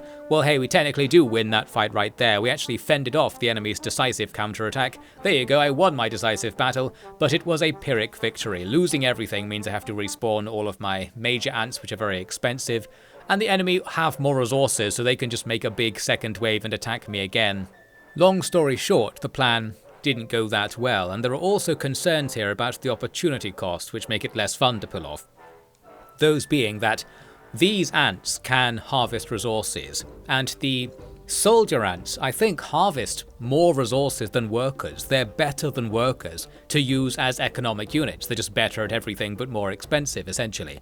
So instead of fighting the enemy, should I be having these larger major ants harvest resources? Would that be worth it? Because they harvest a certain unknown amount more than workers, they cost a known amount more than workers. Well, there's some maths you can do there to work out whether it's worth making a force of big ants to carry big amounts of leaves back into the nest. There are decisions to be made here, and decisions I'm once again not making because I don't really know what the difference in economic efficiency of the different unit types is, only that it seems that there is one. I think it does say somewhere in the game that the workers carry less than the other soldier ants, and you can see them carrying smaller leaves. So there's something going on here, and it's once again a case where I need to know, like, well, when you say that the soldier is better at carrying leaves, is it 2 times better, 3 times better? Like, is it better commensurate with its costs? So should I use the soldiers in place of workers wherever possible? These sorts of decisions need to be made. As we can see, I ultimately lost this stage, so I had to try it again. I had a particular strategy in mind for this, which was simply to focus on workers early on. You can see here I've got 1 worker in the nest doing stuff, and then millions of regular workers going out to get the leaves near the nest. This is a meta that works for most stages, as it turns out, like in retrospect. Just make like 20 to 30 workers immediately and focus all of your initial resource income on just getting workers. Try not to fight anything and try not to need soldiers effectively. The only question is, with the leafcutter ants, it's muddied more by that stuff I was just talking about, where the soldiers actually are also quite good as workers, but maybe it's still worse value for money, and maybe it's still better to just make millions of workers. This worked out. I was ahead of the enemy in resources, like instantly, from the beginning of the stage, by just harvesting the 2 plants on either side of the nest really fast by spamming workers. So I guess the AI spams soldiers more and has soldiers not harvesting. Just harvesting loads gets you ahead, and of course now the positive feedback loop will be in my favour. I focused on dividing my force into 2 vague arms, so I would send all of the soldier ants forward to harvest near the enemy nest and fight off the odd thing here and there, whereas all the workers went to the quote-unquote safer areas to the left and right, where the enemy ants won't come towards you, but you do have to fight a lot of creepy crawlies. I discovered along the way, though, how to do this correctly. You can see me doing it right here, in fact. You can have your workers be set to a mode where they will actively avoid combat. This is a big breakthrough that I should have been using the whole time. Once your workers avoid combat, they'll tend to pay for themselves, even if you're running them through dangerous areas, and you don't really need to send soldiers to escort them, which I was trying to do beforehand. So with this, each worker will probably harvest enough resources to pay for itself to die and then some, so it doesn't really matter if they die, and most importantly, you get more resources faster even if you're having that higher rate of attrition, which upgrades your army faster, and positive feedback loop, positive feedback loop, positive feedback loop, positive feedback loop. And even without that super secret technique, we were winning before, as I said, so we were probably going to win even if I hadn't worked that out midway through the stage because of positive feedback loop and so on. I can't be bothered to keep doing this bit. You know what I'm talking about. We've already won, so now let's just see it happen some more. We go on to have such a resource advantage that I can just dump all of my army ants near the enemy nest and slaughter them continuously to continue getting more of that advantage. So the enemy really struggle to get outside, whereas I've just got millions of workers in their own group trying to ignore the fact they're being killed, continuously harvesting things. Later I have this little strike force of mages that can go around taking out the various creepy crawlies, making it safer for the workers to do their thing, and sometimes I had the mages actively guarding the workers as well by going to the same place as them. Meanwhile, the soldiers are harvesting stuff that would naturally be the enemy's resources, killing them if the enemy actually come out to try and stop me, and things just go very well overall, and we end up, well, not just winning the stage, but absolutely dominating it in the end. We had like more than double their resources as things come to a close. So this is the power of macro, essentially. That initial decision to focus more on having workers really paid off, while also the decision to actually not engage with the enemy ants until later in the stage by not harassing them and just focusing on having a good economy. They will also ignore you. So like we decide when the engagement starts, and I decided to start it when I had twice their numbers, and that's a good time to do it, isn't it? So just not trying to be like, it's an RTS, raid their base, rush, and just be like, well, maybe if I just got some resources, that would be good. That's the thing to do. And the thing about this strategy is it's kind of obvious in retrospect. Like, why was I so focused on trying to raid the enemy base and stop them doing things? It just felt like a good idea to me. And I guess I really liked the idea, sort of economically, of focusing on upgrading a bunch of soldier ants and hoping they wouldn't die, and then denying the enemy value by attacking them in a way that wouldn't cost you anything because you had high-level ants that wouldn't die in combat. Something like that. There was some logic there. But I think in that run just now, you might have noticed I didn't really bother upgrading my ants quite so much. Just having loads of workers was the answer, and because workers are cheap, every time you don't have one extra level 2 soldier ant, you have like 2 or 3 extra workers instead, and that pays for itself. And that's probably a good idea. But again, we have to work out whether it's a good idea through empirical experiment, essentially, and the experiment now has confirmed that it is, I guess, at least on one stage in particular, all because we don't really know whether the upgrades change your stats in a meaningful way. Again, you actually can find out in the game, but I didn't because it was a little bit annoying to do so, and I'm pedantic enough and facetious enough that yes, that's enough of a barrier for me to just make my entire strategy without that information instead. So now we're going into stage 3.2, another leafcutter stage where it's kind of similar. You're also just collecting leaves against a time limit, de facto, but this time you're not competing for resources with another leafcutter colony, but there are army ants walking across the map that gradually get closer and closer to you. You just have to become strong enough in time so that they don't kill you, and the goal is to gradually push them back off the map by inflicting casualties on them. I started off by doing the same thing that I'd learned in the previous stage, essentially focusing on workers as much as I could. But because the army ants actually progress across the map quite quickly, I had to engage them a bit earlier than I might have wanted. I took the soldiers that I did have and start challenging them in the middle, like within 3 minutes of them showing up, they're here in the middle. So like in another 3 minutes, they would just be attacking our nest continuously, so we sort of have to do something about this. Meaning it feels like maybe there's more pressure than in the last stage. But because killing a few of them stops them from moving towards you for a while and you can actually drive them back again, it feels like you have more leeway to take that pressure away. Whereas in the previous stage, going after the other ants and trying to slow them down might just be slowing you down, like, equally as much and not really helping. Or at least if you suck, like I did. Well, the point to make is, this felt like an easier challenge to face, even though I only had like a handful of soldier ants to face it with. We lost pretty much all of them in the battles that ensued, but it did stop the enemy from controlling the middle. They went away, and after a while, nightfall comes, and once it's night, they'll stop walking around the map entirely, giving you a bit of breathing room that I think we didn't really need. That's where the game's being nice to us here. Like, the army ants are gone, but I think we would have actually been fine to continuously still get resources even with them there, because only a few soldier ants need to be committed to really stop the army ant advance.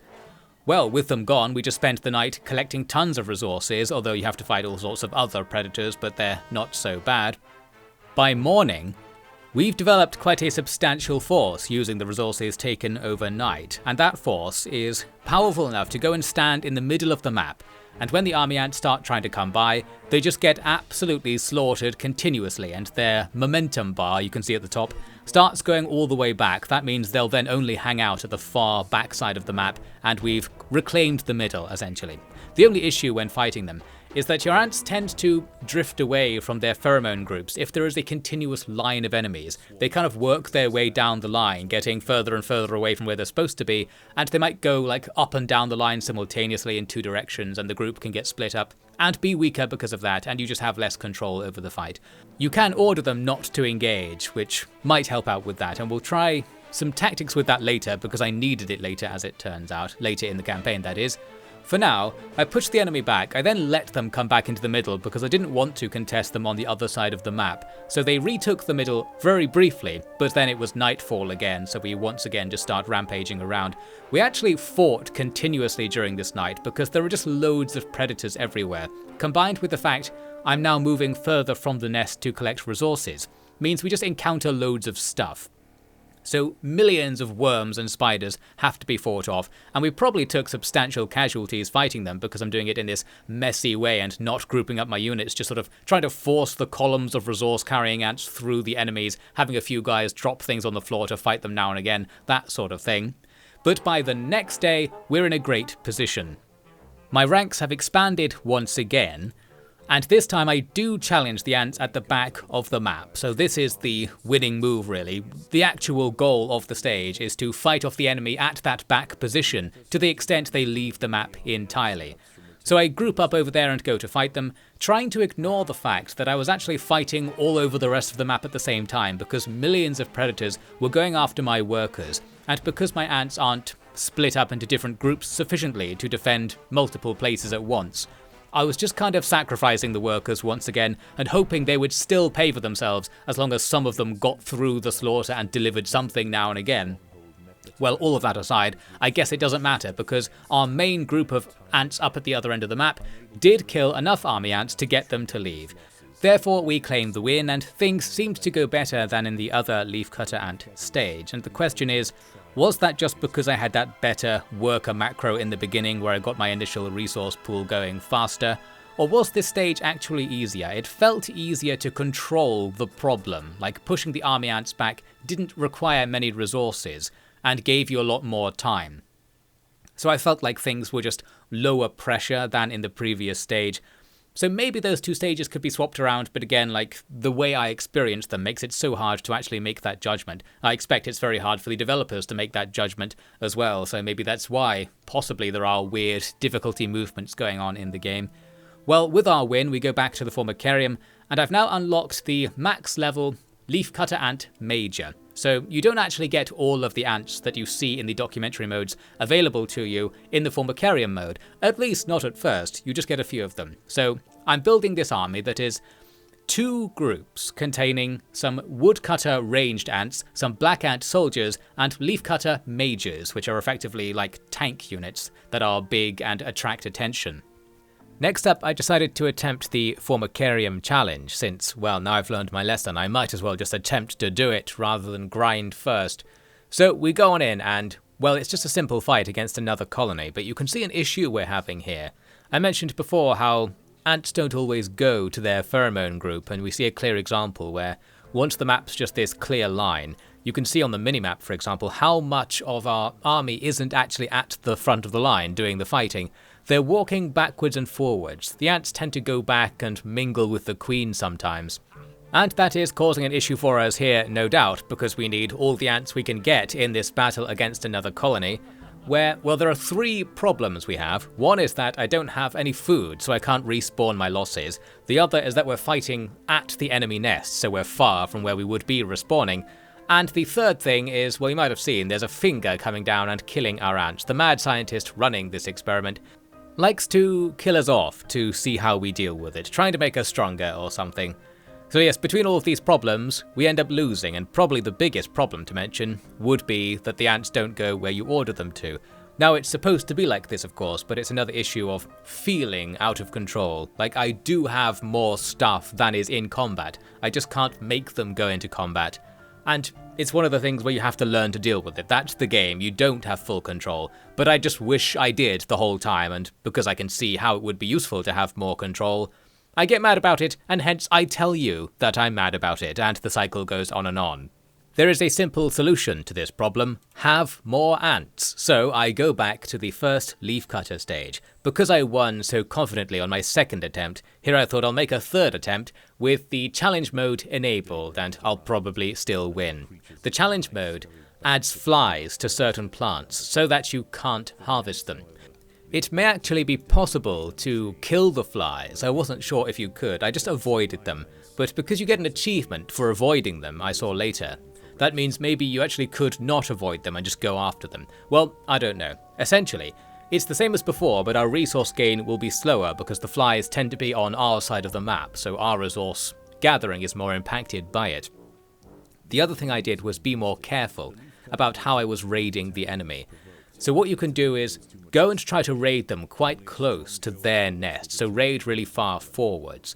And once they retreat and do this thing where they come back with a scripted attack, that attack will tend to go to where you were before, and then wait around there. So you attack the enemy in a certain location, then run away and abandon it. The enemy will make a big push against that location, with ants that are no longer harvesting things and stuff. They'll just stand around for a while, and then they'll go back if they don't see you, like nearby.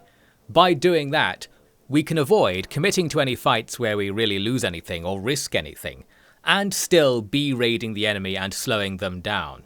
As a result, even without our ability to harvest many of the plants near our nest, we do still win with a decent margin in the end, and there's the achievement there saying you didn't lose any ants to any of the flies. What I don't know is whether this implies you could actually go and fight the flies and get rid of them to make this stage a bit easier. Well, it's done now, we've got the resources, we take them back to our Formicarium, and just do the challenge again, but this time I both have resources in reserve so I can buy stuff during the fight, or stuff can respawn during the fight, and I also spent some of the resources just making us have more ants and better ants. So again, the two colonies clash, and this time we have a bit more stuff up at the front, although you can still see on the minimap a certain amount of stuff is just around, walking in the wrong direction, doing their own thing, unfortunately. Still, this proves to be enough. We fight through the oncoming flow of ants, eventually their colony will run out of food and they won't be able to respawn anymore, and we fight our way right down inside their nest and start attacking their queen, which is easy enough to finish off. And that's that, we've completed the next Formicarium challenge. Unfortunately, this is another case where you lose your colony for winning this. We have to rehouse the colony, so all of the precious ants, the big army I built up, just die, everything disappears, and we'll end up in a new Formicarium. But it still feels like it doesn't require you to actually lose your base. It could even just ask you if you want to reset the underground part, so if you think you've built it badly, you might be able to take the opportunity to start again. But if you were enjoying how it was going, just be like, well, you kept the underground part and they changed the surface instead, because that would still work in the plot as far as I know. Nothing actually matters about the underground part of all the different Formicarium challenges. Anyway, in the plot, I think our experiments are supposed to be over. We're no longer doing this weird gene hacking on ants, but Scientist 2, the mad scientist, wants to continue the experiment anyway, so is going to be doing it in secret or in private, so that the game does continue, and we move on to Act 4 of the game. We're now playing as fire ants, and in this interesting stage you have to fight this gigantic frog that starts weak and gets stronger as it eats things in the environment, or indeed eats the ants you send against it. As the fire ants, you have a couple of special abilities that makes them my possibly favourite kind of ant in the game, which we'll get to in a second. First, you need to collect aphids. Now we did see that earlier where you could harvest food from aphids, but here you can actually move the aphids to be next to your nest so that you can essentially raid other aphid areas like this one here and move them back to a plant near your nest so that you can do the farming outside your own front door. The downside to doing this is that you disturb other colonies that are also harvesting the aphids near their nests to do so. Well, you don't have to actually, as we'll see. Things went quite badly at the start of this mission. It's hard to say exactly how, but I had this feeling. My soft failure sense was tingling. I was like, I've accidentally released predators in the nest. I've lost so many ants early on just wandering around the map and getting killed by other predators. I'm just going to start again. So clearly, I've been hurt before. I'm not taking any chances now. What I wanted to do was get over to the other nests straight away and try to steal their aphids as early on as possible. So I go out with barely any ants produced to go and just try to drag some of the aphids back, because there's only like 10 to 20 out there, so with a few ants doing a few runs, you might be able to move most of the aphids to your nest really early on, and the sooner you do it, the more stuff you're going to get for doing it. The problem is, well, firstly, just getting over there with only a few ants is difficult, because there are so many predators that we take extreme casualties, and it's hard to control like where the ants even are because they're just being chased around by spiders and killed constantly. I didn't actually get that many aphids as a result. The second problem is that going to take aphids from enemy nests early on aggroes those nests onto you. I think if you ignore the other colonies, they will also ignore you. It's that sort of situation. So by actively trying to steal their aphids ASAP, they start making army ants that will come after you, not actual army ants. Ants that can kill you will start coming after you earlier in the stage because I was trying to steal their stuff.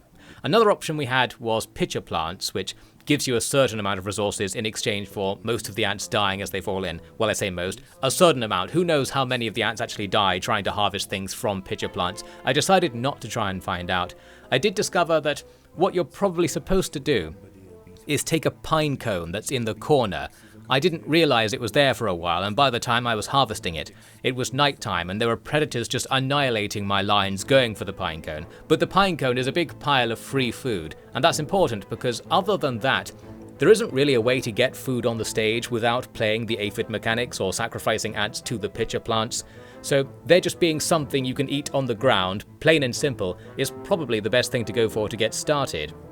Well, the trend of taking enormous casualties to do anything continued, and I was really struggling to build up a population of ants.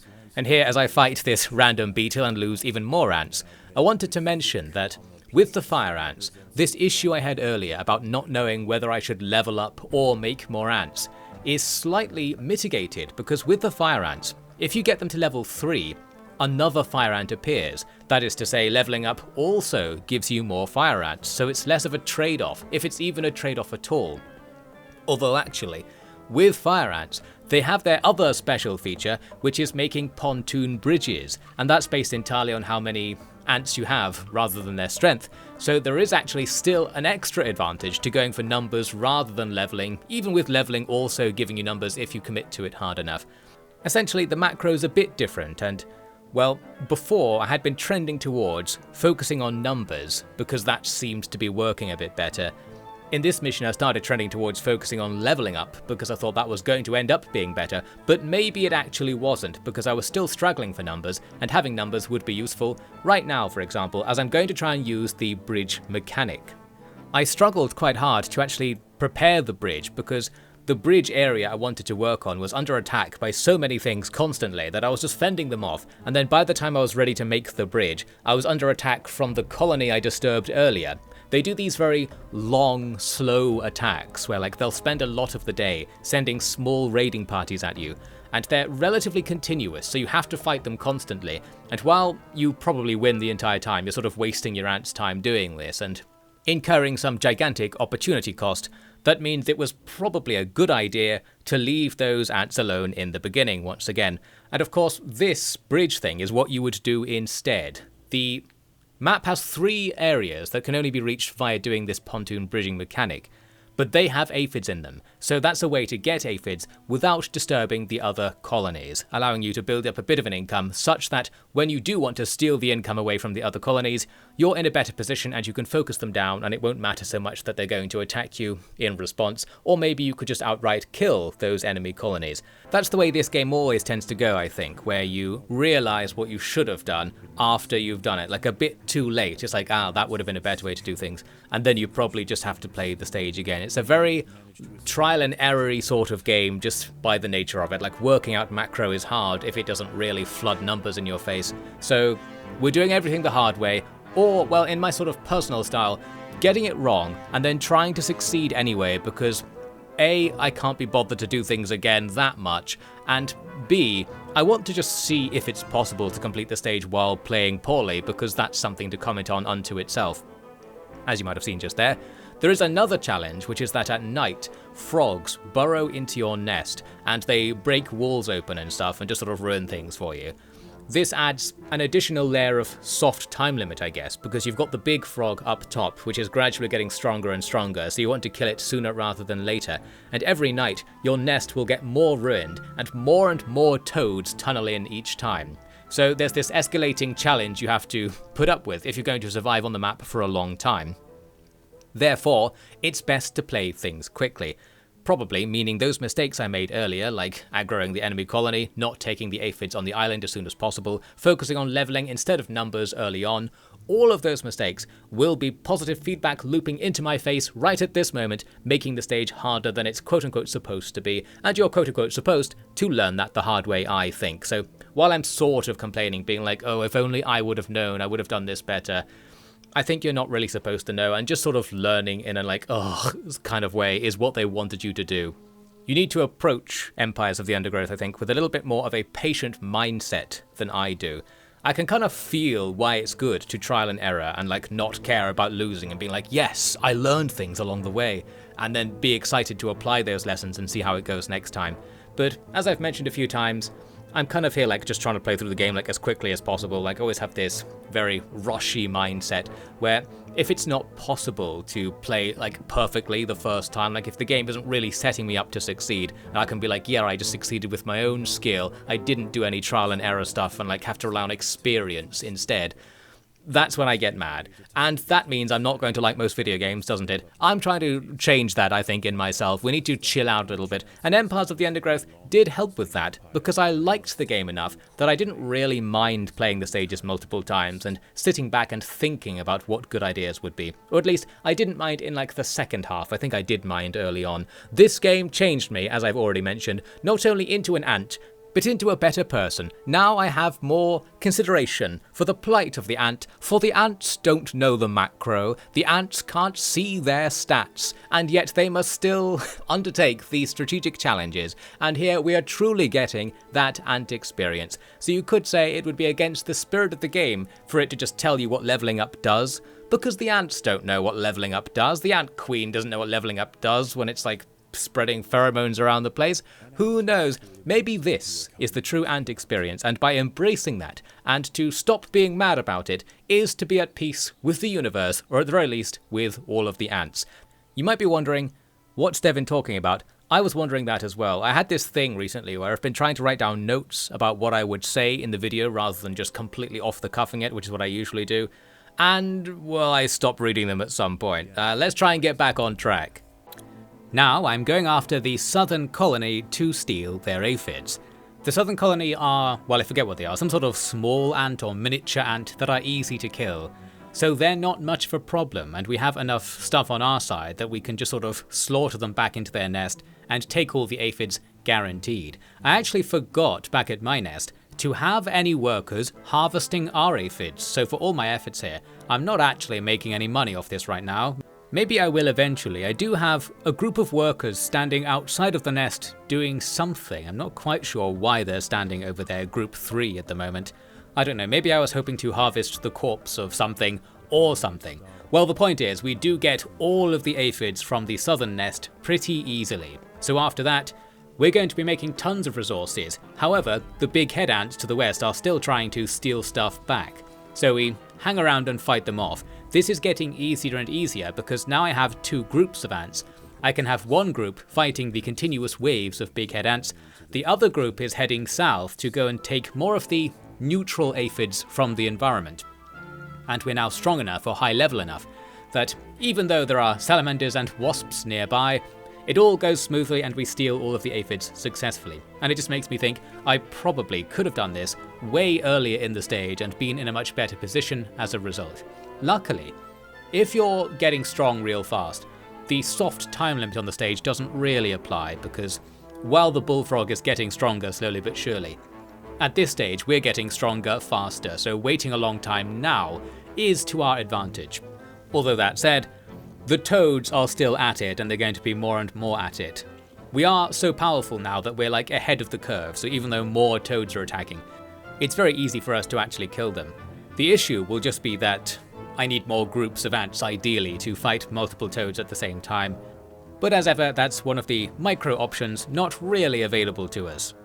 Next, I decided to make an attempt on the bullfrog. I didn't really know how many ants I was going to need to kill it, of course, so we just have to try and find out. It had gained double its original health since the stage started, so starting to think maybe I should do something about it. You could attack it loads of times to chip its health down bit by bit. It's not like you have to kill it in one go. But then again, the ants that die fighting the bullfrog heal the frog as well because the frog will eat them eventually. So ideally you do want to kill it in one go. And really I'm just here kind of trying to make a judgment, and the judgment I made was that attacking with roughly 60 ants wasn't going to do it. It looked like its health was barely going down and we were taking casualties, so I withdrew fairly early on and just gave up. And as you can see, we've got plenty of space and resources to still build out and make more ants, so we will do just that.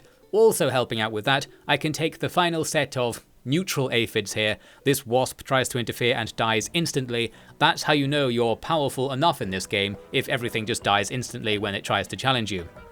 Although I could use a bit more micro actually, because I've got so many ants going to do the aphid mission, way more than we need. that I don't have very many defending our aphids and they're being stolen again. I guess I was overestimating how many ants I would need to send to create the pontoon bridge there. Once I had something like 100 ants, I tried to go for the frog again, and well, I watched for a while and things are obviously going a bit better, but not better enough, so I ended up calling off this attack also. The other reason was that it's nighttime, and that means that the toads are going to be rampaging in our base, and ideally we don't want to have the entire force out here. This attack did go better in that we took off like half of its health, so it's back to roughly the amount of health it had at the start of the stage. Probably, if I just attacked again with the same force in the morning, that would complete the stage, but I was more cautious than that, so I pulled back totally and hung out in the nest, just killing all of the stuff that comes in, for like 2 more additional days. And the nice thing about this is that the toads rampaging around will open up impassable areas underground sometimes, and after a while they've opened up routes to massive caches of food that are hidden towards the edges of the map. By collecting those, we can gear up, we can just hide underground and add massive new broods of fire ants, level them up to level 3 to double the amount we're getting from them, and then try again with a massive army. I believe both the enemy colonies tried to raid us during this time and got completely slaughtered because they just couldn't do anything against our massive numbers. Eventually, we have, well, something like 150 to 200 fire ants. I can have 200 right now, but they're not respawning fast enough and they're dying too quickly against the bullfrog. I've actually put more workers on the nest pheromone group, the 18 at the far left of the UI at the bottom. That means I have more workers who are trying to respawn the ants, and I could probably add even more to make this more efficient. Your ants have to move eggs from the queen to the brood points to respawn ants, so having loads of workers inside the nest does also make you more combat effective if you're taking massive casualties. Eventually we do kill the frog, well not even really eventually, quite quickly. This army was more than enough to do it. It tempts you there by having the frog be worth loads of food, but you actually can't spend time harvesting the frog because you get this massive wave of attacks coming into the nest right afterwards. The idea is that the frog's presence was scaring off loads of the local amphibians, so by killing it, while you've perhaps protected your territory from it, now everything else is coming in as well. So there's a chaotic battle where things are attacking the nest from all directions. Luckily, I've got my staff split up into multiple groups. Although perhaps not enough, I've got one group that's really massive compared to the others. But essentially this means I can defend multiple points at once. It probably would have been better to have at least one more group here, and that would have been possible with a little bit more foresight. If I'd known this was coming, I could have split up my massive group into 2 similarly massive groups. Well anyway, we fight in all directions. Actually killing the enemies is easy because we have so many ants and they're quite powerful. Although they do get through to the queen at one point, and you can lose if they kill the queen. So basically this is the kicker in this stage. It's quite a long and hard stage, and then right at the end there's this secret other challenge where you would assume killing the frog would end the stage, but then there's this, and if all of your ants were like outside of the nest and there was a clear route to the queen right away and this took you by surprise, you might actually secretly lose the stage at the last hurdle there. With that we are victorious, grabbing an achievement for not killing the other colonies. I was just being nice to them. I didn't even think of going into their nests and actually finishing them off, mainly because I didn't really see the advantage in doing so. There totally would be an advantage in doing so, and this kind of slipped my mind the entire time. I was like, why would I kill the enemy base? That seems like a bad idea, right? I don't know, once again, just like being in ant brain mode has confused my strategy sense, so I ignored opportunities that I had, such as those. We'll see me actually learning to do it right at the end, like too late. The other thing to note about this stage, or that stage that's gone now, is that it was 1.5 hours long. That's pretty long, I guess, for a stage in something. Well, is it? Who knows? It's all relative, but for me it's pretty long, because normally I wouldn't film footage more than like an hour at a time, and often less than an hour at a time, because I'm playing these sort of for review purposes games in a very scheduled, professional kind of way, where I play it like a certain amount each day in a set time slot. And this game went over my time slot, and I didn't notice, which is a good thing, I guess. That means I was in the ant frenzy, basically. I just sort of played through the whole stage in one go. Ideally, to fit this invisible schedule I'm ranting about, I would have played it over 2 sessions. Now, I didn't try to do that, meaning I was in that frenzy, so that's good. The game had me engaged enough that I just broke my schedule, my rigid schedule, my sacred schedule, to continue playing the stage without thinking about stopping. The thing is, you might know if you've played this game, you actually can't stop playing a stage once you've started, or to put it in a more accurate way, you can't save. So it does matter that stages like that are 1.5 hours long, because, well, this sort of cuts out people who can't commit 1.5 hours to do something. Now, I'm sure most people can find that amount of time to play the game continuously, but I'm just saying, like, as somebody who tends to play in shorter sessions than that, this is potentially an issue. It didn't come up, and I didn't discover this thing I'm talking about until later, so maybe I'll mention it again later on. There was a point somewhere where the fact I couldn't save actually started causing me issues and made me feel like I couldn't do certain things in the game or fit gameplay sessions into this magical schedule of mine. So it could actually be an issue worth bringing up, but the thing to bring up now is that clearly I didn't notice this potential problem until very late in the game. So that works in the game's favour, I guess. It's good enough that you might not notice that you can't save the game because you'll be so engrossed you'll never try to stop playing it. So, that's good and bad at the same time, I suppose. Now it's time for 4.2, a complex fire ant stage where, well, first there are waves of enemies building up in the east that will occasionally attack the nest. There are also enemies out to the far west, an enemy colony, but they don't really pay any attention to you. I later realised they're only there so you can go and attack them and steal their stuff, but because, as usual, I was being too nice, I didn't really go over there or do anything until it was too late. Well, we'll see that later on. There's also a dragonfly stalking about, which also just ignores you for the most part, but I was paranoid the whole time. You could see the big marauding square on the minimap. That's the dragonfly. Well, you could try and avoid it, but because it's jumping about all over the place, it's hard to, not work where the dragonfly might be. We'll see, though, that it doesn't really matter until it does later on.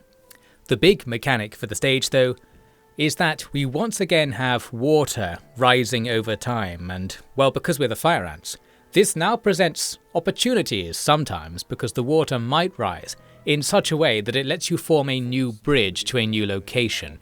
So that's the gimmick to this stage, really. A lot of the map is inaccessible, but might become accessible later if you do the bridging mechanic, based on what the water level is at a given time. Well, you can see things went badly. Because I accidentally released some powerful predators in the nest early on, I thought I'll just start again, so yes, we're not taking any chances here with the soft failure states. A little look at the dragonfly there.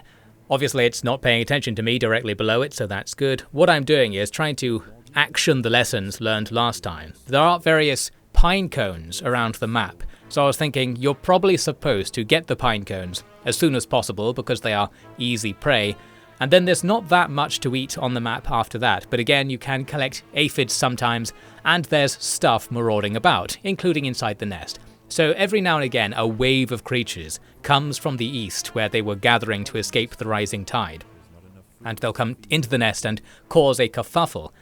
Luckily, a lot of the creatures that come up are just a food supply to you, so if you're powerful enough, this can be a good thing. You can just slaughter the enemy and eat them.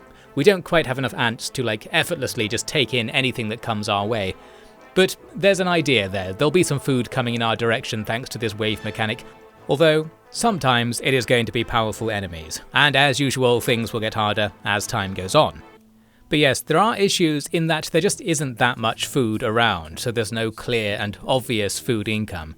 So we're doing things like taking these small caterpillars quite far from the nest, and on the way, we take some losses that eat into our profits to carnivorous plants. Once again, there are plants that will eat you, and if your ants are set to gather mode, because the plants have some sort of food supply or sweet nectar or something, the ants will go in there to try and gather it, and sometimes you actually do get food, like with the pitcher plants. Other times you just die, which I think is more the case on this stage. Here's what I was avoiding doing for a while. There is a pine cone right next to the nest. I didn't take it because there was this massive wasp sitting next to it, and I thought I guess it just comes and kills you if you take it early. Well, apparently not, so now we've learned that. Could probably be doing a much better macro if I'd just restarted the stage and taken the cone early instead. However, what did happen is a couple of frogs came over and blocked my access to that cone. This is just another thing. There are roving frogs that will come out of the water sometimes, They had blocked my access to a different cone. Now they block my access to the cone I was trying to take, but I can go back and take the original cone somewhere in the north of the map instead. So we're getting food now. Still, with limited food, I was more interested in exploring underground, which I didn't really do that much last time. Usually, there'll be all these caches where like you can dig to a certain area, there'll be tons of enemies and then also some food. So I started taking a few of those pockets to help out. The risk is that sometimes when you dig, it reveals like other entrances to the nest that only other creatures can use, like frogs might come in again or something. We'll just have to see. On the surface, every time the water rises a bit, I'm forced to click around trying to find out where we can go now. Because the environment is very complex looking, and because your camera is quite close to the environment, you can't look at it very easily and get a general idea of like what height everything is at. I found it difficult to actually locate the opportunities or predict like, okay, this thing will be available after one more rise or something like that. And I tended to resort to just getting a pheromone group and clicking around wildly, because if you actually can't reach a location, it just won't path the pheromone group to it and nothing will happen. So in that way, you can work out like which ledge along the edge of a cliff can be accessed somehow via some complex route and which ones can't. Just feels like we need more of an overview. It's such a map-based stage, like it's so important to know the terrain. It's kind of hard to get that overview of the terrain and come up with something. And once again, the answer is just like play the stage a couple of times and eventually you'll notice like, you can take aphids here, but only during like minutes 2 to 4 of the stage, that sort of thing, because of where the water is. I should note, I forgot to mention, you actually can collect aphids once again to gain a food income. I think I didn't really find any early on. They tend to be in places where you'll get them later if you take advantage of the pontoon bridging mechanics, and also notice when to do it, which I don't think I always did. The other thing to mention, a bit late in my explanation of this stage, is that that thing in the top left, the population bar, is what we're actually trying to fill up. You have to get enough ants before the water rises up to your nest. It's not like the old water rising stage, where it would go away after a while. No, it just keeps rising on this stage, so there is a time limit, an unspecified time limit, where you will eventually die. So you just need to get enough population, aka enough food, to have enough ants to form a raft of sorts that will allow your colony to exist on top of water completely, extending the pontoon bridge mechanic even further. Well, we'll see what I'm talking about later. Here was a case where I could use a double bridge at a certain water level to go for some aphids. The soldiers can make the bridge, and then you can have the workers go over the soldier bridge to do some of the work. And I need the workers because right here we are distracted by a pine cone, so we don't have our full numbers available to do the hauling of aphids. Generally speaking, I wasn't able to get to all of the aphid-bearing plants before the water rose over the base of them, so I wasn't paying enough attention. But as the water rises, it becomes easier and easier to track where the new opportunities are going to be, because you get used to how much the water rises by each time, and there are just fewer places that the water might make accessible, so it's easier to look around the map and see them. You might have seen just now the game was saying that you might be able to access the enemy nest in the corner. I just ignored that as usual, but a bit later it also says like, this is your last chance, like you better go raid that nest because they're about to get flooded. And I thought, well, okay, I guess I will do that. I was essentially reminded that I could go over there, because I thought there's no real reason to go over there. Perhaps, understandably, because in that previous stage, attacking the enemy nests caused problems for you, and because there's so much to do out in the environment outside of the enemy nests, you might as well just ignore them to avoid any scripted events. But anyway, once the game reminded me I could attack them at the last possible second, I did go over there. My attack goes very well because we have both numbers and individual strength on our side, so we can start hacking through these small ants to get towards the aphids in the corner. The other thing I could do here is try to go into their nest, where there's probably tons of larvae that I could bring back as food for a massive boon, or even just kill off that colony entirely just for the fun of it. Well, we get distracted here by the fact that there was a frog in our line of communication, so to speak, meaning I decided to go back and call off the attack after just getting the aphids to fight that frog instead. I could still go back, but again, I wasn't really thinking of what might wait for me inside the enemy nest. I wasn't thinking it's a good idea to go in. You might know if you've played this game, it actually is a good idea to go into an enemy nest. Anyway, I was next trying to take in a pine cone on this island, distant in the top left corner of the map. when the dragonfly starts attacking right outside the nest. We're about as far away from being able to defend against this as possible, so great timing, I guess. I have to rush everything back to try and fight this thing as it slaughters all of the reinforcements coming out of the nest and kills off all the workers, of course. Once we are back, we actually kill it quite easily. You can see its health going down real fast. It then kind of stops and goes into this new phase where it's trying to get away from you. So easy enough, we can just pursue it because it doesn't go very far.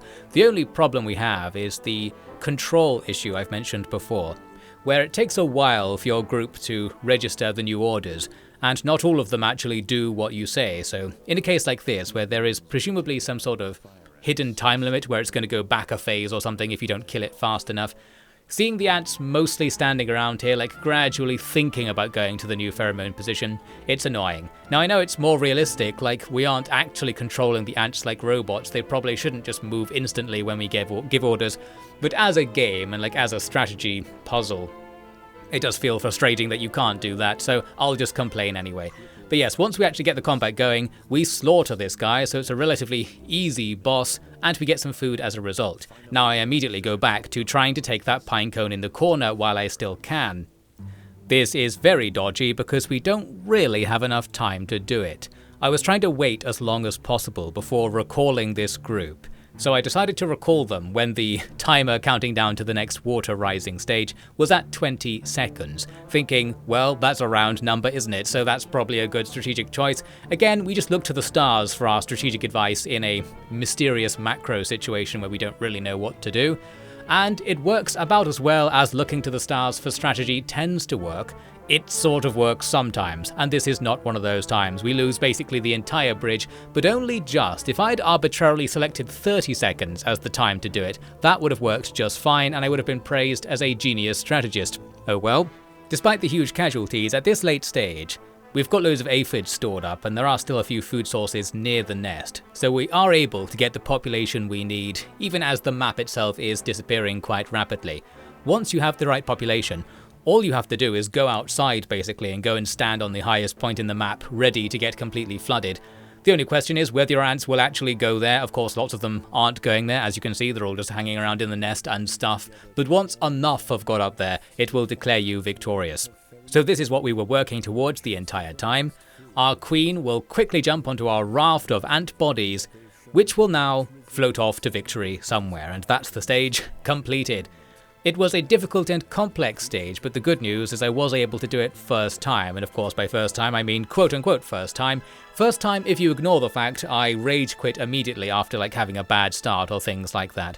But all of the main challenges of the stage I was able to overcome somehow, and I guess that means I've got a vaguely okay macro sense going. We're making something like 19 workers, as in like one hexagon shape of workers for maximum upgrade potential, and then just as many soldiers as I can does the business, with the decision making regarding when to level up versus expand the soldier count still being entirely arbitrary and just when I feel like it. Looks like when I felt like it was enough, I guess. I'm still within the leeway to complete these stages. In fact, this stage was quite easy in terms of its challenges, so we probably had more level ups than we needed, and like going for numbers would have been better because you could complete it sooner if you had more numbers. So I was probably doing it wrong in retrospect, but not wrong enough that it was a big problem. And it's worth mentioning that that stage took something like 50 minutes, it said there, to complete, and it would have been really annoying if I had, say, lost to the dragonfly or something like that, if I had been forced to start again really late in the stage because of how long it is. And this is because, again, of that thing I mentioned earlier, you actually can't save. And I still hadn't discovered that because I still hadn't ever attempted to save. I always played through these stages in one go. And this is just sheer luck, I guess. And again, something that's working in the game's favour in that it's unusual I tried to play through them in one go, so that means the game is actually good. It's got me hooked right here, but I'm just mentioning this again and again because I want to point out that it is bad that you can't save during the stages. Like, that is annoying. I would like that convenience, even if they would argue, we're not going to let you save because you will save scum. Like, we want the challenge of the game to be, you have to do it in one run each time. I think the runs are quote-unquote too long. They're not even that long. I just think it should be my decision how long each game session is. If I want to play the game for literally 10 minutes, that's my decision to do, and if the game doesn't have any option for me to do that really, then that's just a shame. So I'm not really looking at the difficulty of it or thinking about save scumming, because I would Iron Man it if I was given the opportunity. I just really want the opportunity to go and make dinner whenever I want. That's the real world consideration to make here. Luckily, in that stage in particular, this ranch doesn't really apply, because you had to make so many ants anyway to be able to complete the objective and do all the rafting stuff, the bridging stuff I mean, that you probably have so much strength that you will overcome all challenges anyway, like defeating the enemy colony and killing the boss was really easy. So it's a stage where you're unlikely to get kicked out towards the end, because you have to be overpowered towards the end to have even got there. So, something, the minutiae of that stage in particular means that the soft failure state risk is reduced, but I'm still mad, clearly. It was time to head on and do the next experiment, but first I was checking out here these difficulty levels for one of the earlier stages. I was looking at the tooltips, trying to work out if this was anything to do with what I was looking at. Basically, the tooltips are glitched. I thought maybe they were some sort of info on the difficulty levels. No, it shows the tooltips from stuff behind the UI, so still no info, that's not happening. But I had cottoned on to the fact that if you activate challenge mode for an earlier stage, but also put it on easy, these two things pretty much balance each other out. Well, actually, more so. It's easier than it is on normal, but without the challenge. It was hard to work this out from this stage, because I was playing through this rotten log stage again, but because it was so long since I played it earlier, I didn't really remember what was different, and I don't remember now what the challenge even was. But the idea was there. You get most of the reward if you play it on easy, but you don't have to do most of the work. It's actually way easier, and we'll come back to me discovering that for certain later on. I did that stage because I needed a few resources so I would have a reserve for respawning ants as we head into the next experiment. We have to fight a variety of bosses. First, this Hermit Scorpion, where there is a gimmick here. You can deactivate the ability for your ants to climb on opponents. Doing so prevents the scorpion from going into a second phase where it sheds its shell and becomes more powerful, revealing that it is indeed a scorpion on the inside. Well, it's a hybrid of a hermit crab and a scorpion. The point being, I had to do something. That's the big point. I had to click on a button at some point during the fight to change things up, and here at the end we do climb on top of it. Having ants climb on opponents does more damage, so generally speaking you want it on. This was, I think, the only case in the entire game where turning it off actually did something and was helpful. So we go on to fight some other things. Essentially, the mad scientist is making other animals as well as his crazy genetically engineered ants. So we fight a few of his other creations as well. And for the most part, you don't really do anything in these fights, and that's probably the main thing to point out.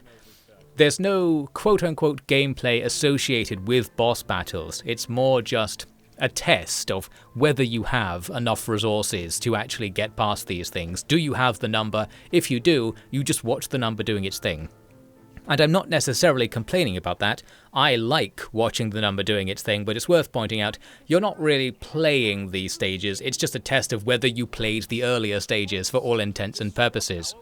That said, this one does have this thing for me to do. I have to dodge this MMO-style AoE attack, where it stuns itself against the wall after a charge. It did actually kill a couple of my ants, and I remember that because there was an achievement you could get for not letting it kill any, and I failed. And again, you're sort of relying on the dodgy micro there, so it's sort of luck whether your ants will actually get out the way when you ask them to. Anyway, we kill this thing, and in the background you might have noted, our mad scientist has eventually got into trouble. He's going to get kicked out of his lab, and so before he is caught with his weird experiments, he throws them into a drawer, and then he's going to get fired or something. So in the plot, our ants are now trapped with no food source and with minimal light as well. I think originally this would have been the end of the game, because this game was in early access for a decent amount of time, and it probably ended there while they were making the rest of it. So let's head on to the final part of the game, the rest of it. Our scientist eventually breaks back in and takes a look at what's happened to his experiments, and he finds, well, most of the colony has starved because they were just left in a drawer for ages. We're just about alive, and this is effectively another Formicarium reset, but unlike the previous ones, you do keep the territory that you dug out underground before, so the nice design I was going for is actually useful to me now. That's something, and well, there's still plenty more to dig out if I need to, but really what we have to do now is get more resources and just rebuild all of the brood tiles to get our army back, since, as you can see, it's dead all over the place. This is a very mean sort of thing. Like, it's almost traumatizing to sort of play with the ants, and then you cut to this thing where they're all just lying dead and you were just powerless to do anything about it. Kind of sucks, but anyway. We need to get some resources to rebuild our colony, and for that, we're heading into the final act of the game, the Matabele ant stages. These are some stages, let me tell you that, for sure. We'll get into why I say that pointless remark in a second. First, with the Matabele, you have a special unit, the medics, and we saw there I had the choice of picking 2 perks for the medics. The fast responder perk is the correct one, that's my take on that. You had the other option to take something that allows you to use the medics more effectively in combat, but their out of combat ability is so powerful I don't think it's worth going for a build that uses that. So what's the deal with the Matabele? They can't eat any vegetation on the map, they can only eat termites, whereas the termites eat the vegetation. So in order to gain resources from the map, you have to let the termites do it, and then go and eat the termites. So that's how we're going to be playing. There are 3 termite nests on the map, and you play in this sort of raiding style, where a little bit like what we saw with the leaf cutters earlier. If you attack an enemy colony, they will respond and deploy loads of soldiers against you. So you want to go in, take a few termites, and then ideally go back quickly with a bit of a haul before a massive fight breaks out and you start taking casualties. Or maybe you actually do want to take casualties for reasons we'll see later. The point is, there's a new macro once again and such. We have to work out what the best way of doing all this is, especially because you might want to actually stand and fight. If the enemy deploy soldiers against you and you beat them, now not only can you eat the soldiers, but you've got more access to even more workers, or if you're really powerful, you could even go into the enemy nest and just take whatever you want. So there are opportunities, and sort of at a glance, there are many different ways you could do this, many different timings, directions, and durations of raid to make, and they're going to have vastly different results on your resource income. So how are we going to work out what the right thing to do is? Or is there even going to be a right thing to do? Because of course the game could be balanced to have enough leeway that like many different approaches could work. The reason why when I look at this stage I immediately have traumatic memories is because it's not quite like that. Like, I had to work very hard to work out a way to get through the Matabele ant stages in general. They were quite difficult compared to the rest of the game. Kind of makes sense as something that was developed later and added on to the early access product to complete it. This is kind of like the DLC aimed at experienced players, you could say. So it's pretty difficult, and I will say that I would say it's too difficult. Like, I didn't enjoy how difficult it was. I think the reason I don't enjoy the difficulty is because it's of the trial and error variety, the same thing I was ranting about earlier, where in order to overcome the difficulty, you just have to try it to sort of see how things go and build up an instinct, build up a gut feel for how many of your ants can kill how many of their ants, and like when it's right to withdraw and stuff. It's a real test of the macro. It's also a test of the micro, and we'll see me learning some more micro techniques later on in this stage, and they're going to help out immensely. You really have to use everything at your disposal to deal with these stages, and I'm sort of thinking, I had real trouble with these stages only on normal difficulty or medium difficulty. They must be like impossible on quote-unquote impossible difficulty, but well, I never went to find out, of course.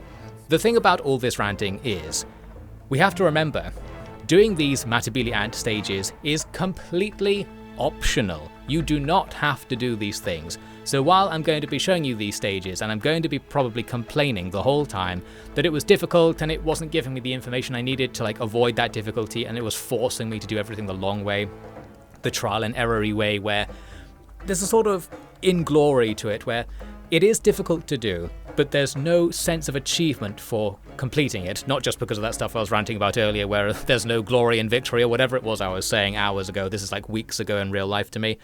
There's this other thing where, because trial and error methods of success have this inevitability of success, you will work out how to complete the stage if you just try loads of different ways of doing it and stumble across the correct one.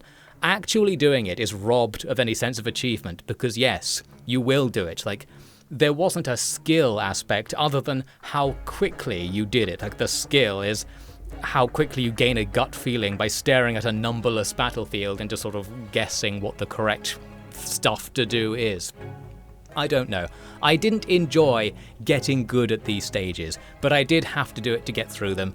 But again, you don't have to do the stages at all. The only thing you have to do in the game is do the final boss, which is after these stages, but you can just go there right now if you want to. You could just go back, play the original game on easy with challenge mode on. You'd get way more resources than you need to complete the game. It would be pretty easy, and that would be that. All of my complaints would go out the window. So you do have the option to not deal with any of the stuff I'm going to complain about shortly. Now, let's get to the complaining. Here we'll see the problem that I regularly had. I would commit to fights because there would be loads of dead termites on the ground and I'd think I really want to try and win this ground. But then when the fight breaks out, you see me here staring at the ants battling and just wondering, is this going well? Like, are we going to win? It's kind of hard to tell, and with the default UI, when the food numbers and health bars aren't shown, it would be even harder to work out what's actually going on here. Well, the point is, we're fighting very close to an enemy spawn, they're constantly respawning. I'm just sort of hoping we'll beat them for a while and have a small window to pick up the food and leave. And, well, also because you're fighting them, you're dropping more food on the ground and more ant bodies, which are useful for the unique mechanic we'll get to later. Essentially, there's more and more reason to keep doubling down on fights, but then you just lose, and I get frustrated because it's like, well, if only I'd known. Like, it's hard to know if you're going to win or lose a fight, but the rewards there, that's one of the things you do know, so it's like tempting you into these fights. I don't know, once again, I think I'm just blaming somebody else for me losing. I rage quit there and started again, and I think that's the right call. My paranoia about soft failure states is protecting me there.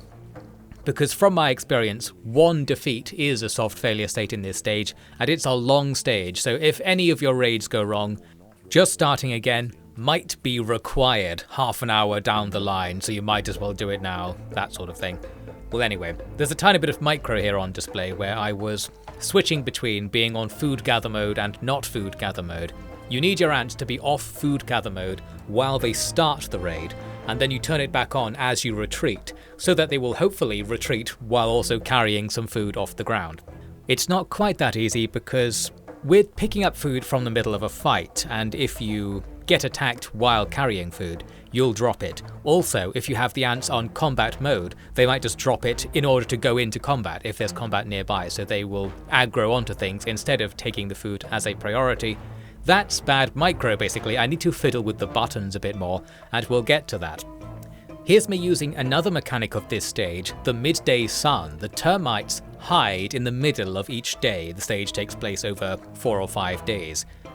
When they're not out, you can't feed on them, so that's a problem, but it also means you could pick up stuff that's been left on the ground from previous raids. The food will stay there for a short time after a raid, so if you recently had a not very good looking raid, which must have been what happened here, you can pop on over and try to pick up some food for free, and also pick up some dead ant bodies as well. The termites will come outside and challenge you if you're quite close to the nest, so you still have to run away and pay attention to this, but it's doable. We get some low risk food out of this. Although really, I'm sure what you're supposed to do during the termites going away section of each day is like dig out the inside of your nest or something and try to get food that way. Not quite sure.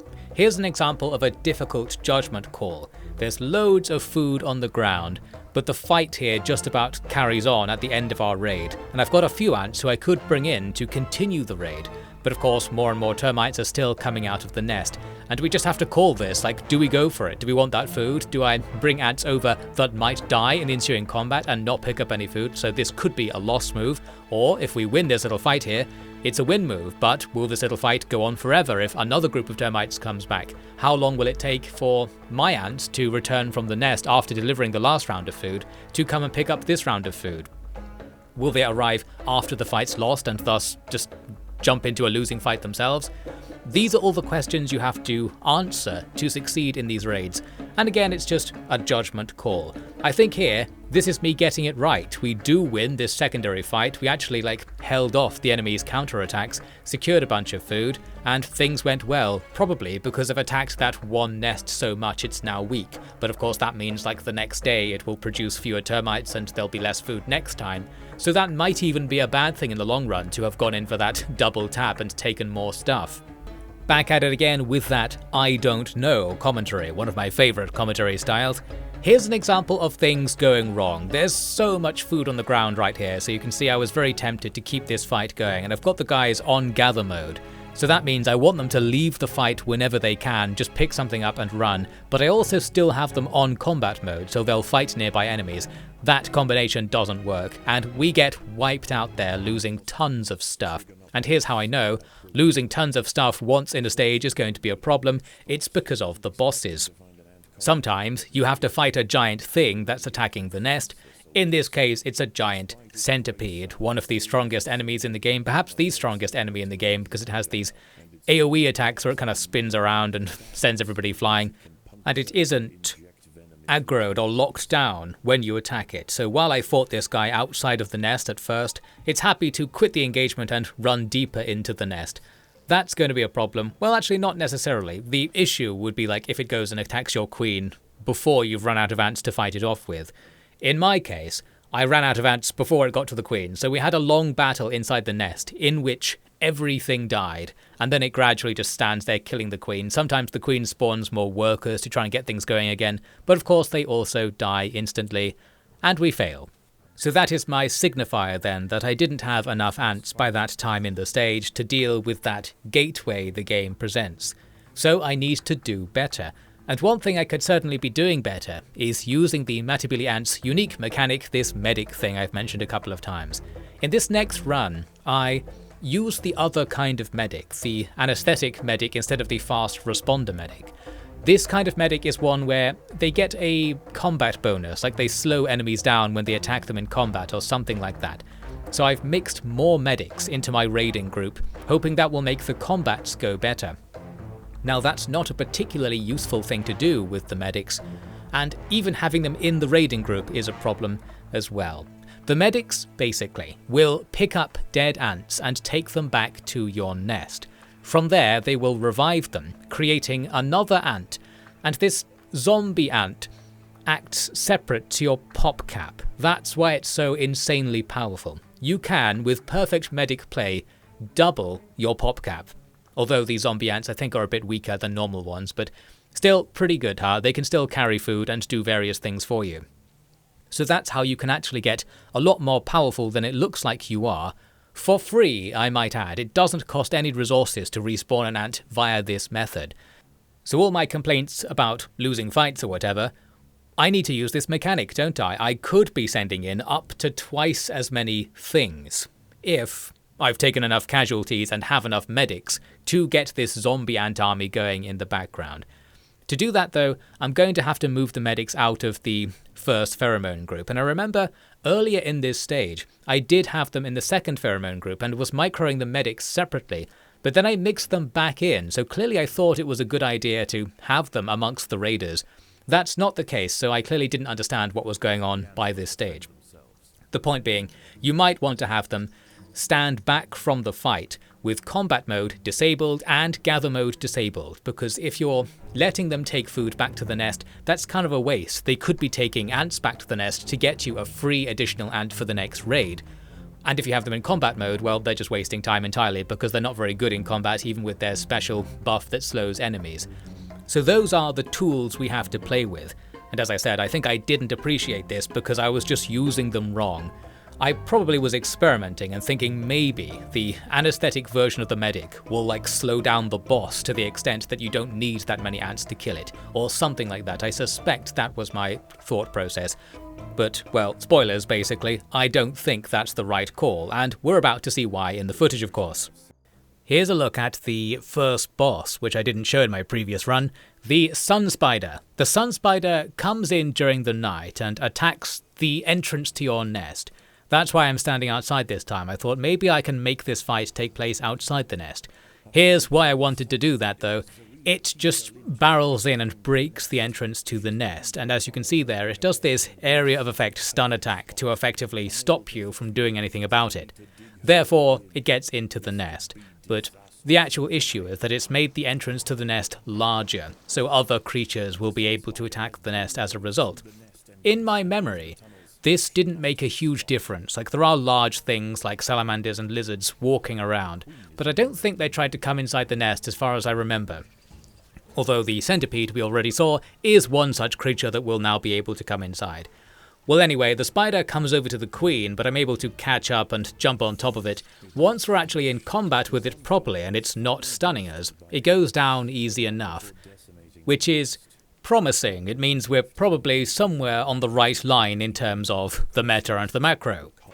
Here's another point to make about raiding, a small point or two small points that could make a big difference, which is how exactly to pull off the raids and what order to do them in. You've got these 3 nests you can attack, and they're kind of set up in slightly different ways. So the one on the right is the easiest to reach, but its worker line is in the hardest to attack position. And that is on a sliding scale over to the left, so the middle one is sort of middling, and the one on the left has the hardest to reach worker line, but it's really exposed and far from the soldiers, so it's easy to attack.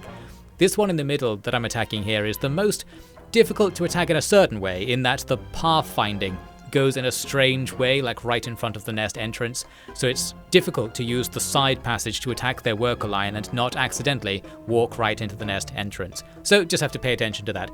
The point is, there's some sort of meta there, I expect, for what order to attack the nests in, and like maybe attack the one that's further away only once for every 2 attacks on one that's closer, or something like that. There's probably some sort of optimal way to do it, and I can smell it. What actually impacts me is the fact that I can smell that because these differences have been set up in a deliberate seeming way, there probably is a right way to approach it.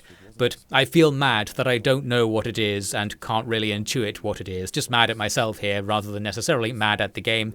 There's some sort of comment to be made there, there's something going on, it doesn't matter. You know what's more important than that?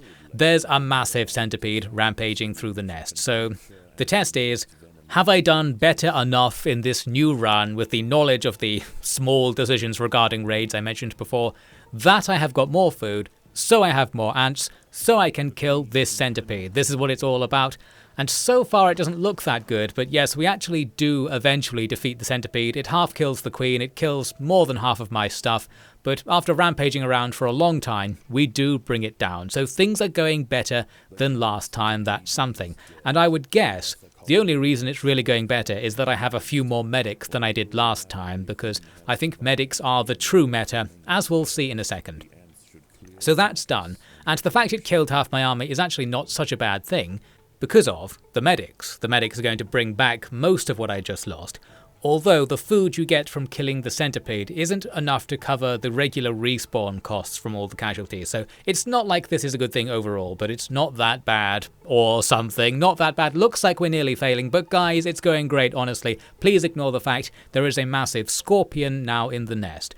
This is what happens towards the end of the stage, just skipping to the end. You get attacked by a giant scorpion. As it turns out, this is the final boss. So again, just a DPS check of sorts. Do you have enough ants to kill it? It's a simpler fight, in that it just stands there and fights you normally, so there are no antics with area of effect damage or it's rampaging around the place. A straight up battle. Do you have enough number to beat their number? The answer is, no, we don't. And it fights its way through our entire army, gets to the queen. After almost killing the queen, it actually stops, and I thought maybe this could be something deliberate, where it doesn't finish you off to give you a chance to cheekily rebuild and maybe fight it again somehow. Almost certainly not. This is just a glitch. I think it's not finishing us off, and it does eventually kill us just after some arbitrary period of time. We couldn't do anything anyway, really, so it didn't matter. So that was that. The thing I was afraid of happened. We didn't have the number to do this, so it's less about oh, I played the boss wrong. I played the whole stage wrong and didn't have the correct number. We were in a soft failure state from some point in that stage. Who even knows where it could have been? My paranoia was right. There really are some pretty hard soft failure states available. So all I could do is walk away after an hour of run and an hour of failure perhaps, and come back another day to try again. Now I'm starting to move towards the real strategy that I think is what you're supposed to do on this stage, although I'm still not quite there. The development I have made, as you can see, I've got the workers and medics in a different group to the main raiding group, so that's group 1. Group 2 is now this support group that will be able to pick up food during the fight. So less food will ultimately be left on the ground after a fight, and there's less hassle with trying to get the soldiers to pick up food while also not engaging in combat. I'd also started correctly turning on and off combat for the soldiers as well, like turn off combat when you want them to withdraw, and they probably will withdraw a little bit harder, that sort of thing. Here though, at some point during the stage, I realised here's an even better way of doing it, and this is what I should have been doing the entire time. You need to attack with 3 different groups. The soldiers, who are on non-harvest mode, will do the fighting. The workers on non-combat but harvest mode will take stuff away from the fights, and the medics, who are on non-combat and non-harvest mode, will just pick up any ants that fall so you maximise the amount of revives you're getting. And by also having more medics than before, this started making a noticeable difference. So when you're doing your vibes-based strategy, a noticeable difference is what you want really. Like, this is obviously better even without all of the numbers that I secretly wished I had. We just had more ants earlier on, many of them being zombie ants, and that's going to be a positive feedback loop that will make the entire stage easier. So those other times when I was like, this is so hard the entire time, and I wasn't keeping up as it turns out, this time we have a clear method to keep up. We're just going to get way more resources from our raids than before, and I was able to, with this nest on the right, which I was focusing on due to it being the closest one, actually wipe them out to the point when I had to stop attacking them. Like, we've killed most of their workers, and I started thinking, well actually I'm so powerful, I've got so many ants, it's now quite plausible that I can attack them. And again, this decision is gut feel, but after playing this stage so many times, I'd probably got the gut feel by now. I'm feeling I actually can defeat their army, so I don't have to run away and have this just be a raid. I can just like wipe out this entire area and take everything. And as long as there's something inside the nest, like a few workers, they'll rebuild it eventually, or I can go and attack the other ones. So I don't think worrying about killing them off is really a problem. Just get the resources as soon as possible. You're going to need them. So, well, that's a lot of talk, isn't it? All that matters is this meta going to get us past the exams? Here's the Centipede exam, and it starts really badly because the Centipede attacked while I was mid-raid, so I wasn't paying attention basically, and was raiding at the wrong time.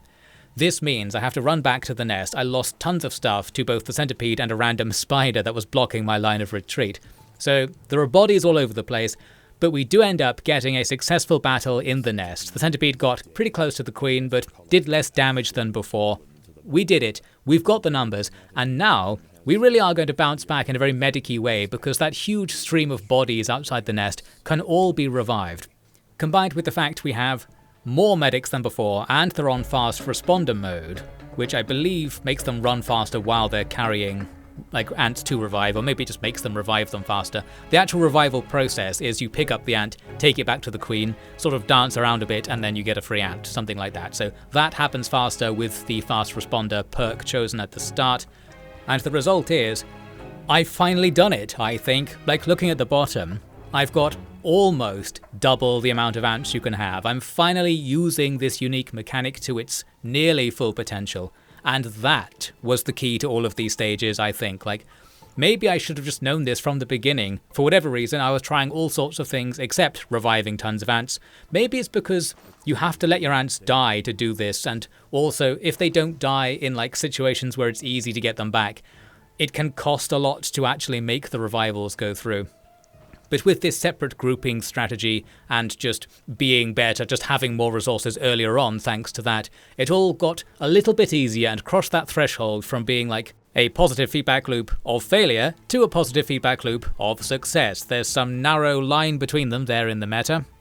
Therefore, here's the end of the stage. We're fighting the Scorpion. We defeat it relatively comfortably with most of the army still alive. We rode that positive feedback wave and we did it. We've completed this stage this time. Another 1 hour run. And the thing to say there is that maybe I would have liked it if I'd been able to do it before. Then again, I do remember like feeling really satisfied that my vaguely like thought of in the shower kind of plan worked out, like splitting the groups out and seeing the raids go better than before. The fact I'd been staring at the raids for 2 hours beforehand made the third hour of staring at the raids where things went a bit better feel satisfying because I had the staring experience to actually know what a good raid looked like by then and sort of had a feel for how well each raid needs to go to not be falling behind the meta and keep up with how I was doing last time, and from my failures last time, knowing vaguely how many ants I need by each boss to probably get through them, and that sort of thing. So it was more confident, it worked better than it even needed to on my final attempt, and the only real difference was playing with the raiding group micro a little bit better than before. I don't know, I sort of have this vague sense that I wish it had been easier than that. Like, did the fun, did my satisfaction in finally beating it outweigh the fact that I was annoyed that the other 2 hours of attempts were wasted, and my knowledge in retrospect that I was in soft fail states? I was learning things the slow way, the hard way, the way, as I said before, where it has a sort of sense of inevitability, like you will learn it, which to some extent removes the feeling of achievement for actually doing it, because I don't know, yes, you will do it. If you just constantly play the stage over and over again, you'll eventually learn everything you need to know about the stage. But I'm still sitting back and thinking, I wish it had just told me before and then seen if I could do it sight unseen, but given the relevant information. For some reason, that feels like more of a test of skill to me in some way. I don't know what I'm saying. Clearly in victory, I'm still mad, so something's gone wrong. But I would perfectly happily accept the explanation that the thing that is wrong is just that I'm insane in this case. So, well, if you have any thoughts on whatever it is I'm talking about, do let me know. My sanity depends on it. Something is going on with this. Have you gone through this same experience? Can we set up a Matabele Ants support group here in the comments? Who else was traumatized by stage 5.1 in Empires of the Undergrowth? I don't know if the local community center is running sessions for that, so we'll have to do it here. Now, the other thing to mention actually is that we learned a lot of lessons there. So now I've got the medic meta down. I was sort of feeling like, well, I've got confidence now. I know how to use the Matabele ants. We'll need to actually use the medic thing. I can use that for stages 5.2 and 5.3, which are coming up. However, it's not so much the case. Earlier in the game, when there was a difficulty spike, you'd learn so much that you'd then, blast through the subsequent stages because you'd got all these new techniques under your belt. And I think the reason I'm so mad about 5.1 is that I'm having these vague flashbacks that are actually from 5.3, where some of the lessons I thought I'd learned and the skills I thought I had proved still to be not enough. The real challenges are yet to come. But first, why don't we look at 5.2? I vaguely remember this one actually going okay. I've got extremely bad news for all of us in the Matabele Ant support group. Actually, 5.2 was the one that gave me the trauma, so let's take a look at it. At first, it's kind of similar to 5.1. We have 4 colonies instead of 3 this time, and you're doing the same sort of thing. So I'm going to try and do the same plan with the 3 pheromone group raid strategy to get some food off these termites. The thing is, this time somebody else is raiding the termites as well. There are driver ants that show up, and they will completely destroy the termite nests rather than just raiding them and keeping them alive. So if they do that to all 4 nests, you'll be stuck. So the goal of the stage is actually to protect the termites ultimately. You need to keep at least one of their nests alive for your long-term survival. In practice, of course, this all just means you need to make a big army. To disrupt you from doing this, you also have to sometimes fight the stink ants underground. The stink ants have these tunnels that they use to move to and fro in the underground section. If you're clever, and if you know where to build, you can have your nest be independent of their tunnel system, such that you don't have to deal with this happening right here, where they break in and start killing you now and again. Luckily, if you kill enough of the stink ants, they will stop coming for you, so you can actually solve this problem in a permanent way to win more space underground, so that's nice. Up top though, the first termite colony has now been killed by the driver ants, which are that long line of red dots on the minimap you can see towards the top left of the map, whereas I'm busily killing off the guys in the top right. The problem we're going to have here is another judgment call. When do I try to stop the driver ant attacks? It says we need to kill over 100 of them to officially stop their attacks. So thinking about what sort of battle might cause 100 enemy casualties, I'm thinking I probably need a massive force of my own. How massive and what level should each ant be? Well, that's where you have to just guess, / trial and error. So my basic plan was to use all the possible time. Because you only have to save 1 colony, I thought I'll let 3 of the colonies die, see how powerful I've become by then, and then contest the driver ants' attack for the final colony to win the stage. That seems like a solid plan. There is of course a big problem we're going to have to deal with here. The driver ants go and attack the bottom left colony, so I can't attack them anymore. Well, I could, but I'm not going to in this strategy, which is of course part of the problem, as we'll see. I can't attack the top right colony anymore because I'd killed them too hard already during the stage and there's not much there. So it's time to go for the bottom right. And it turns out that to get to the worker lines of the bottom right colony, you have to go through the termite mound itself. This means their army will come out and fight you, so basically, you have to defeat the entire termite army to do much with the bottom right hand colony. It's very well protected. So, we have this little fight here in the nest entrance where I try to defeat these termite soldiers with mine. And it doesn't go that well. Like, this is another eyeballing it battle. I kind of thought we'd win, but it went really badly. I guess I'm not high enough level here, and we haven't got enough reinforcements through the medic mechanic yet. I've totally not been killed enough so far in the stage to have all of the extra units coming from the medic system. Therefore, we get obliterated, losing a ton of food and ants as a result, and there's going to be no way to revive those ants there because they're too close to the enemy. And I also have no food to respawn the ants we lost. And there isn't really a way to get food right now because it's all back behind that termite army at the moment. Therefore, we're a bit screwed. I made a vague effort to maybe sneak in and recover all of the ant corpses while the termites weren't watching, but getting anywhere near the nest just made them come out again and I couldn't really do anything. Because of that, I pretty much had to rage quit. I just thought there's nothing I can do here. It seems I've soft failed, like even before the halfway point of the stage. I really wasn't powerful enough by now to deal with only having access to the hard to attack colony. Although that's only a soft fail state if you challenge yourself to only attack that colony right now, there is another approach to doing this mission, which is easier, probably at least, so we'll see that in a second. For the time being though, I just thought I can't do it anymore. I'm not going to play this stage 3 times and have it take 45 minutes each time and just sort of learn more and more and eventually learn that a huge scorpion appears at some point and kills you if you're not ready for it, that sort of thing.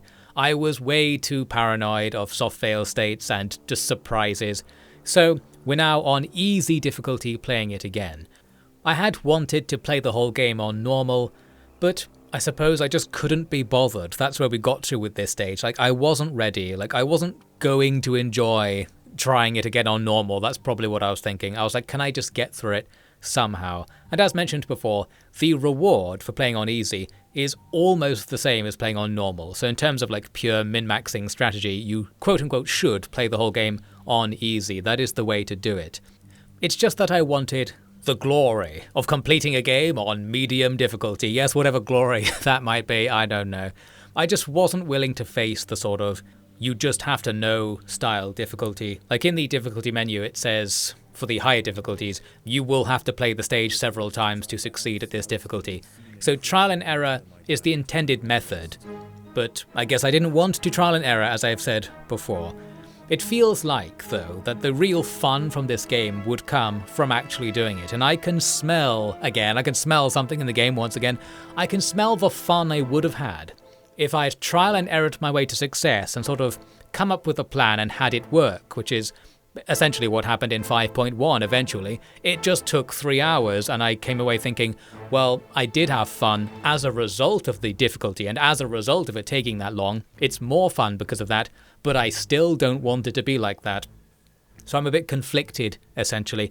If I'd invested more time, I would have had more fun. If you run out of time, you get stuck in this limbo where you didn't really get to have the fun that was intended, but you did get the anti-fun that's supposed to build up the fun later on. Something difficulty analysis in video games. All I can say for sure is that I wasn't comfortable with whatever was happening, and this extends to easy difficulty. So while I'm claiming that medium was too tedious to get good at, easy is way too easy. And because I've played this stage on normal and easy back to back, I was able to work out what easy actually does. First of all, it doubles your food income.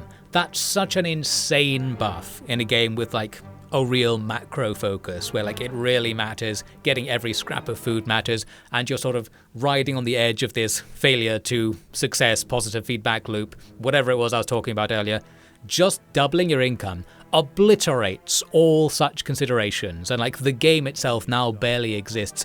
It doesn't matter what decisions you make anymore because you have so much food, you will overwhelm everything. And that's only the beginning of what it does. It actually makes the objective of the stage a bit easier as well, but that hardly matters. It also makes your ants more powerful in an unspecified way.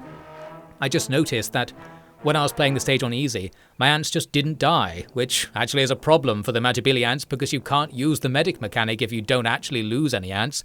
But I guess we don't need it, we just dominated everything. And it went so well that I was brave enough to essentially attempt just attacking the driver ants early on, hence discovering what the real best plan in this stage was. You might have seen me before, attacking the driver ants while they are withdrawing. Once they attack the termites and kill everything in the nests for you, they start pulling it back and taking it off map. You can just attack them then to get all of the termites yourself. So by doing that on the first nest and essentially eating everything in the first nest thanks to the driver ants, we then get an absolutely gigantic army that just obliterates the driver ants when they come back to attack the second nest, and we complete the stage easily before the halfway point. So this was unsatisfying in a different way. It was really quick, it was really easy, and it felt like we didn't play the game at all. Like what I was looking for was something that was kind of like medium difficulty, but slightly easier, essentially commensurate with the way it gives you a slightly lesser reward if you play on easy. So for example, just having the objective be a bit lower, like it went down from saying you have to kill 125 enemies to like 100 or something like that, I can't remember what it was. If it was just that, I would have been like, well, fine, like that's a bit easier, I'll go for that instead, and could still kind of have my fun, maybe not thinking like, oh, it's going to be really annoying when I have to start again the whole time, because I don't have to do as well to get through the stage, something like that.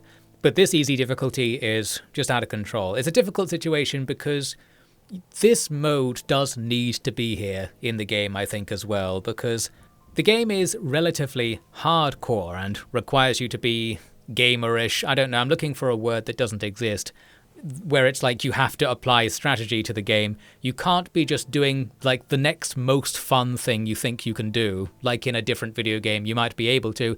You're not really here for the enjoyment. You need to buckle down and start thinking like, yes, what is the fastest possible way to put down tiles? How many seconds does it take for this group of leafcutter ants to consume this leaf plant and thus need to be retasked after that 8 seconds have passed or whatever it's going to be? You do need to think about that to do well, even to some extent on the medium difficulty.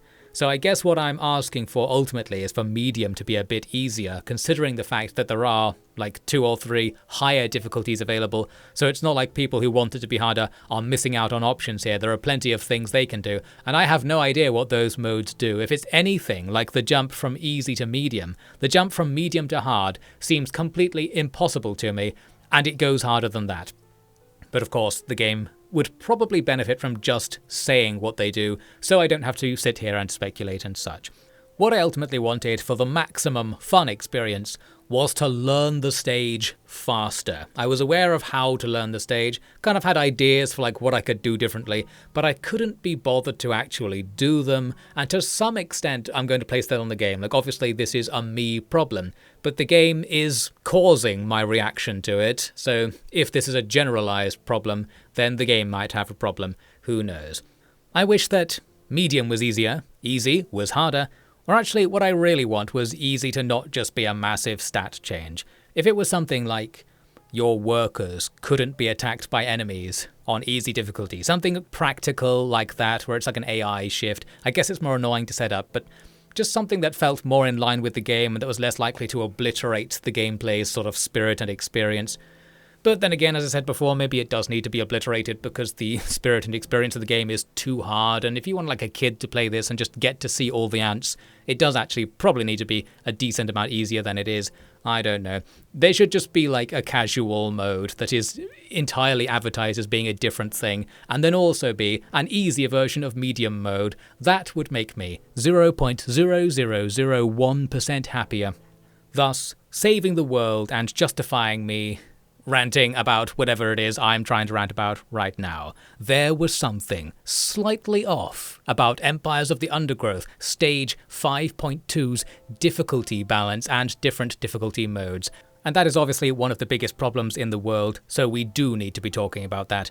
This has been a great Empires of the Undergrowth counselling session so far. I think we've made a lot of progress, both in the game and in terms of deteriorating my own mental health by analysing Empires of the Undergrowth. Let's move on then. Now here's a surprise. Somewhere in the chaos, I forgot. The last stage isn't even a Matabele ant stage. I completely forgot this stage, other than remembering that it was okay, that it went well. But yes, there's a big twist. You play as the termites in the final stage. You play against the Matabele ants. So that's something, isn't it? The termites are similar to the leaf cutters, where you collect bits and bobs and you process them underground to get your food points. The gimmick is then that the Matabeles come in and raid one of the 3 termite mounds in the region. As you can see in the top right, we've got this resistance score, which is based on how annoying you made it for them to eat you. So if they had to fight for a while before they took away some of your corpses, you get resistance points, and the mound with the lowest resistance will get attacked next. So basically you need to avoid being attacked twice in a row by resisting more than the other mounds resisted their recent attacks. For that, you just need to have enough soldiers, and it so happened that after the first raid I was already ahead of the others in resistance score. That means the next 2 raids at least won't attack me, making the early game easy enough, and well, it just starts off easy and continues easy. This stage is much more generous than the other ones. Also, the raids aren't that big of a deal, because the Matabele just want to kill a few termites, so if 10 of them attack you, they might take 10 of your workers, but that's it. That's very cheap for you to get back and the raid's over. In other words, the Matabele are microing wrong. They have harvest mode enabled, and well, that stuff I was talking about before. If they'd been paying closer attention, they could have killed way more of us right away. Luckily, they didn't. As for food supply, it's all over the place, and there's just plentiful food on this map, so it's pretty easy to keep getting food as long as you have something to pick it up with. There were a couple of other threats to deal with. Firstly, there are stink ants, once again rampaging around underground, and sometimes they end up in your nest. I don't know if this time you can force them to go away and seal up their tunnels like in the earlier stages. I kind of just ignored them, and it was fine, so that's that.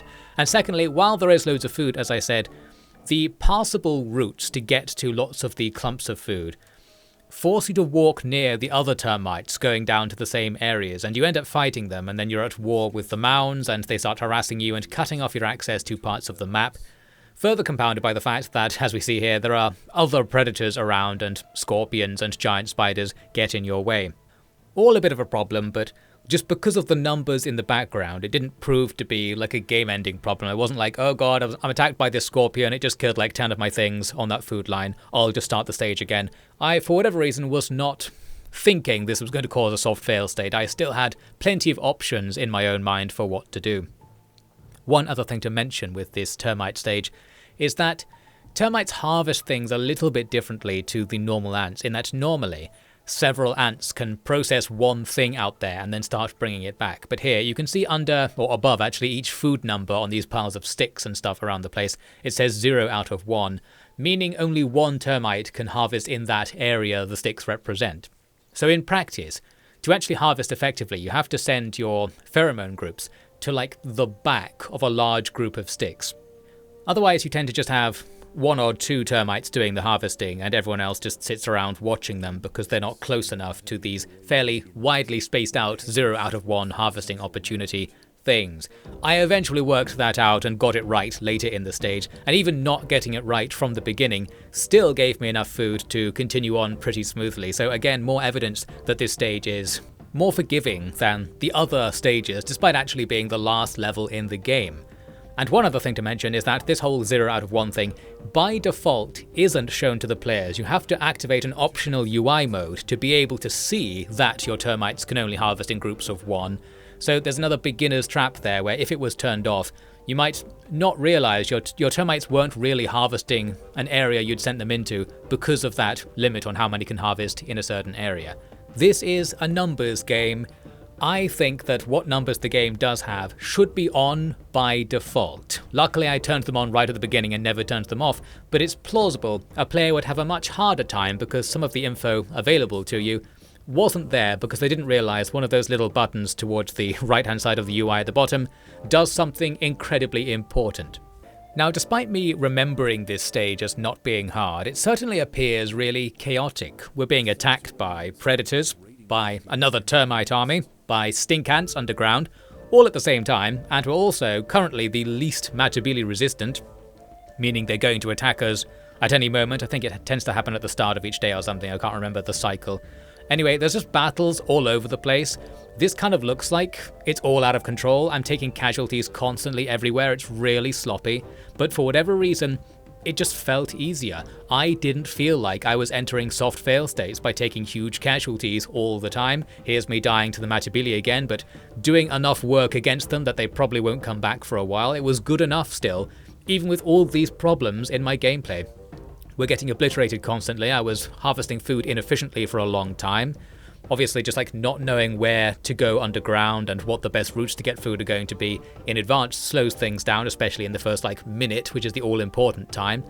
Just overall, this stage was what I wanted. The zero shot, just play it, you'll work it out as you go along, and that's enough working out to actually get to the end and not have to work it out even harder a second time.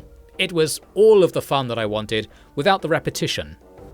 After a while, the southern mound has been killed off entirely by the Matabele, probably because they wasted tons of time trying to fight me and lost in the process, and something similar happens with the northern mound. They start to attack you once they kind of realise they're going to die or something, but by attacking me, they're just weakening themselves and they get killed when the Matabele show up, and I confidently and comfortably held them off really easily.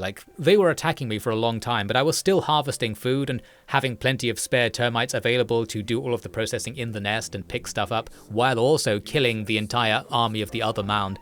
I don't know, somehow we're just really powerful in this stage. The Matabele went and killed the other mound while I wasn't looking, and probably that was because they lost all of their troops fighting me. And then we just win the stage. There was no final showdown with the Matabele or anything like that. As long as you're not the weakest mound, you're fine, and we were by far the strongest mound. We probably could have gone out and just killed the other mound earlier to make the stage be over earlier, something like that. So there you go. As I keep saying, that was really easy. I can't really explain it because it's just how did that go so well when everything else went so badly? We are actually back on medium difficulty, by the way, if you were wondering if that was the thing that changed. No, this is the medium difficulty run. The same runs that completely destroyed me psychologically and gamily in the previous stages. I don't know. It did give me a solid 0 points here for resources collected just to hit me while I'm up. So apparently I did really badly. It still seems to go quite well.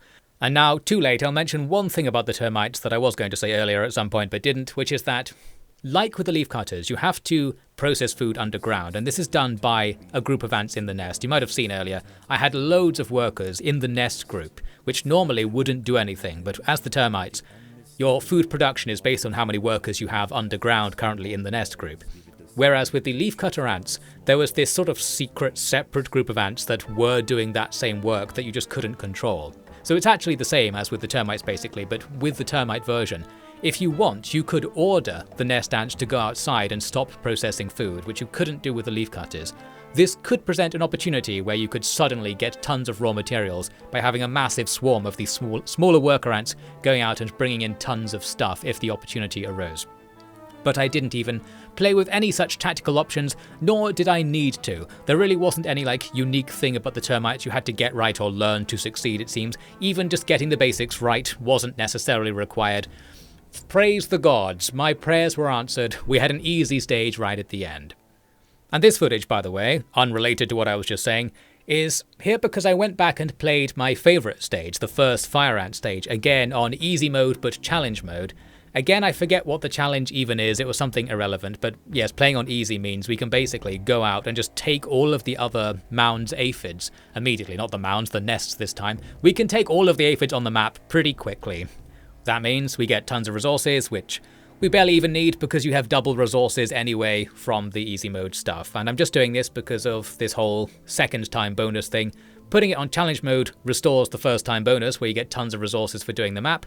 Putting it on easy means that doing it is basically trivial by this stage. Like, I'm clearly wizened enough and grizzled enough in the ways of Empires of the Undergrowth that I could probably do this on challenge medium first time without really having to think too much about it. Doing it on easy just means you don't have to think at all. Like, just do whatever. The natural predators will just die, so you don't have to worry about walking past them. Just kill off the other nests instantly if you don't like them, that sort of thing.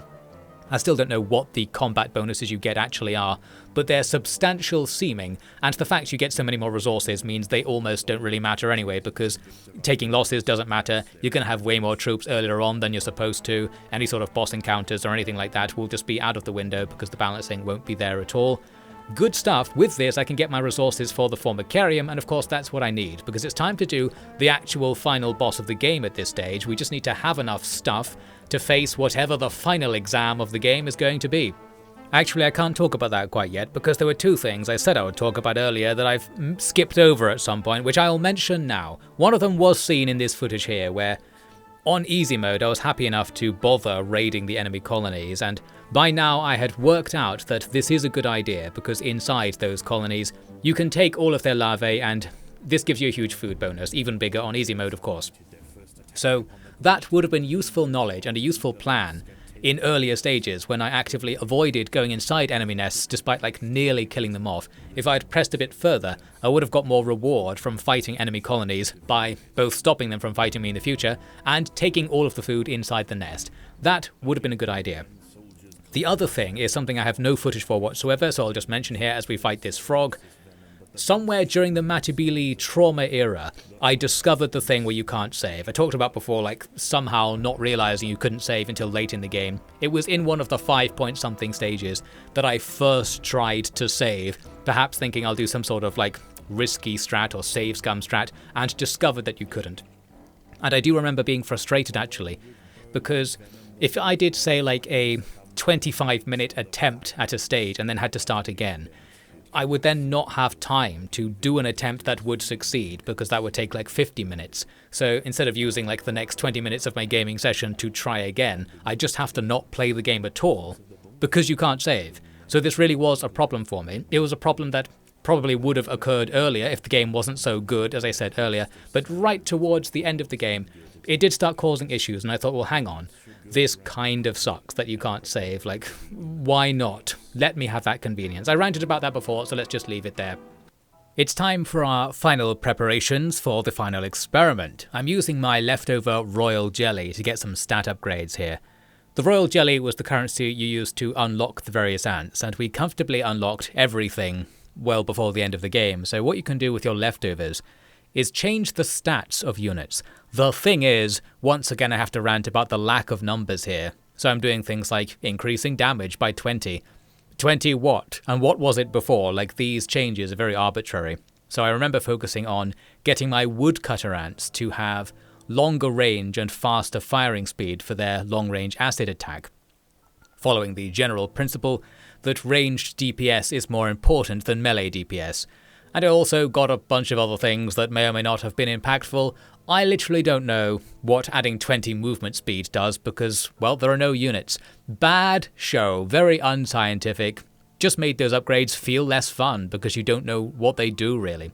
My final army was mainly fire ants for the main body, with a load of the major leaf cutters for tanking, the acid spitting wood ants for range stuff, and of course the newly acquired medics, which should allow me to just get more of everything as the final battle goes on, and that's just something we'll have to micro to make sure they're doing that in the background.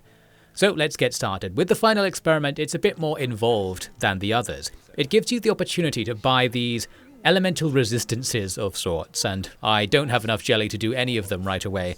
Turns out though that throughout this mission, or throughout the experiment, you'll be picking up loads of jelly. So it's essentially a test of your picking up of jelly ability. You have to be able to pick up enough of these resources to buy all of the things it's going to ask you to buy before a certain point. That's how it's going to go. So this could be punishing you if you did a really tall build, like if you just brought only the most expensive ants, the major leaf cutters, and you spent all of your jelly before just making that particular kind of ant have really high stats. You wouldn't be very good at picking things up, since sheer numbers is what helps the most there. and you could end up in trouble. Well, we've got tons of stuff because I've got the fire ants who double their numbers at level 3. Our numbers are very high, so picking things up is our forte right now, which is going to end up making this final boss of the game actually quite easy because it's very much about your ability to pick this stuff up. Sometimes some enemies spawn to stop you picking the things up, but for the most part they just die instantly. The idea is that where the jelly is placed, there will be elemental damage after the timer in the top right ticks down. But it's easy enough to dodge that. You have to take into account the lag on the movement of pheromone groups, but if you get out of the way early, you won't take any damage. This process then repeats and intensifies with more powerful enemies coming along, and it asks you to collect from multiple locations at once, but we have so many ants, that's easy enough to do, both in terms of killing everything and collecting everything simultaneously. I'm using the jelly to buy these resistances, but it turns out they come in 3 tiers, so you have to buy each one 3 times with a escalating cost each time. However, because I'm not getting hit by any of the elemental damage, I was wondering, why am I buying these things? It's so easy to dodge the damage sources on the edge of the map, which I don't think I've even shown in the video because they very rarely actually go off, that all of this stuff, this gimmick doesn't appear to matter at first. Well, I just played along and this turned out to be useful later, so that's good. There was then a bit of a gimmick where for some of this you had to do it in the dark because the lights went off in the room. But you might remember right at the start of this video I talked about how I increased the gamma and brightness to max because I thought the game was too dark. And now this is probably giving me an advantage because I can still kind of see what's going on. But also that aside, with all of the optional UI stuff enabled, I can clearly see where my ants are and what they're doing and where the food is and stuff. So this is only really a challenge in the default UI setup. So thanks to my aforethought from like 30 hours of gameplay ago now, we get away with not really having any challenge there. Later, the traps are becoming more powerful and cover wider areas, but you can also see I've already bought full immunity to all of the elemental damage types the traps can deal. So it doesn't matter. Some enemy ants are also thrown into the mix, but they don't really matter either, they're easy enough to kill. And then eventually you get this countdown to when you have to have full immunity because all of the traps will cover the entire map at once. So in a second we'll get a chance to see what these traps I keep referring to even are because yes, I didn't really see them while playing. You can also see by the number of dead scorpions all over the place that random stuff is continually falling from the sky and attacking us. But again, our huge swarming numbers, boosted by the fact I've got the medics giving us more numbers in the background as things go along, mean we're fine. And once the traps go off, there's electricity, fire, lasers, acid, I don't know, various elements of damage, and they don't do anything because we're now immune to these things. How has that occurred? I don't know, we're just really good at evolving. That's what the royal jelly does, makes you evolve really fast or something in the lore, so we've evolved resistance to everything. In fact, in the background, the lore comes into play. You can hear that some people are still trying to stop the mad science experiments, but the mad scientist has a genius idea. He decides he's going to drink the royal jelly himself. Maybe he can evolve and get himself out of being vulnerable to explosion damage, which appears to be the problem outside right now. I think the cops are blowing the door or something. And you are essentially waiting for some kind of plot event to save you here, because the combat is getting more and more chaotic. More and more stuff keeps showing up. You can see on the minimap, there's just enemies everywhere. And, well, the battlefield is just covered in the bodies of absolutely everything. And we fight on. However, the scientist joins our side in the battle. After drinking tons of royal jelly, he starts following our pheromones. And you can ask the scientist to effectively just poke at the various beasties from above and take them out before they fight your ants. With this, we can start getting things back under control. And essentially what is happening to the scientist here is the same thing that happened to me by playing Empires of the Undergrowth. He is turning into an ant. He's sort of, in some way, evolving more towards being like our gene stealer colony because of ingesting the royal jelly, whatever that might be. I want some royal jelly. Can we get that as like a merch product for Empires of the Undergrowth fans? Maybe it could just be a drink or something. The point is, we poke at the enemies for a while, and then the scientist says he's going to take us out into the wild, so our time in captivity will finally be over. You can see he's also grown many ant features over the last few minutes. Basically, he's turning into an ant quite literally, as well as mentally. I'm still only at the mental phase in my life. I'll keep checking for pincers and the like as I go forwards. Anyway, he's going to have some trouble escaping because, yes, he's still under siege from the authorities, but it's sort of implied that maybe his new ant powers will allow him to escape and thus take us out into the wild and live a natural life as a very unnatural collection of various ant species. However, the credits roll before such plot elements can be resolved, so it's an ambiguous ending. Let's just say it's a happy ending. Our final colony didn't get destroyed like all the other ones. We went off with our new human member of the colony and lived in the woods and had a merry time and ate aphids, and everybody was happy, especially the human part. And that's the end of Empires of the Undergrowth. Hooray! Now, while we have completed the game, there is still quite a lot more on offer. First up, there is the usual chance to fight random things with your current Formicarium, should you wish. A nice addition, but it's not really gamified in any particular way. There is, as it says here, a new ant type that was unlocked that I didn't try out. Some sort of special ant that only appears at level 3 and is good against big enemies, some sort of boss killer. But then, there is New Game Plus. There is some kind of Soulsborne style New Game Plus cycle where the game keeps getting harder, but you carry through the stuff you've unlocked already. So you could spend more and more jelly to increase the stats of your various ants further and further. And I think maybe you can use the upgrades you buy in the Formicarium in the documentary stages or something like that.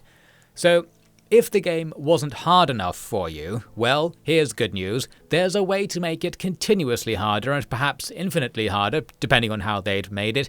If just going on to hard or impossible difficulty was still too easy, they've added that for you, so you can keep going with that. Furthermore, all the units the game didn't unlock for you earlier are now available. So all the various things that were available in the campaign stages but you couldn't use in the Formicarium can now also be unlocked for use in the Formicarium armies for future New Game Plus cycles. With that, there's probably something good you can do.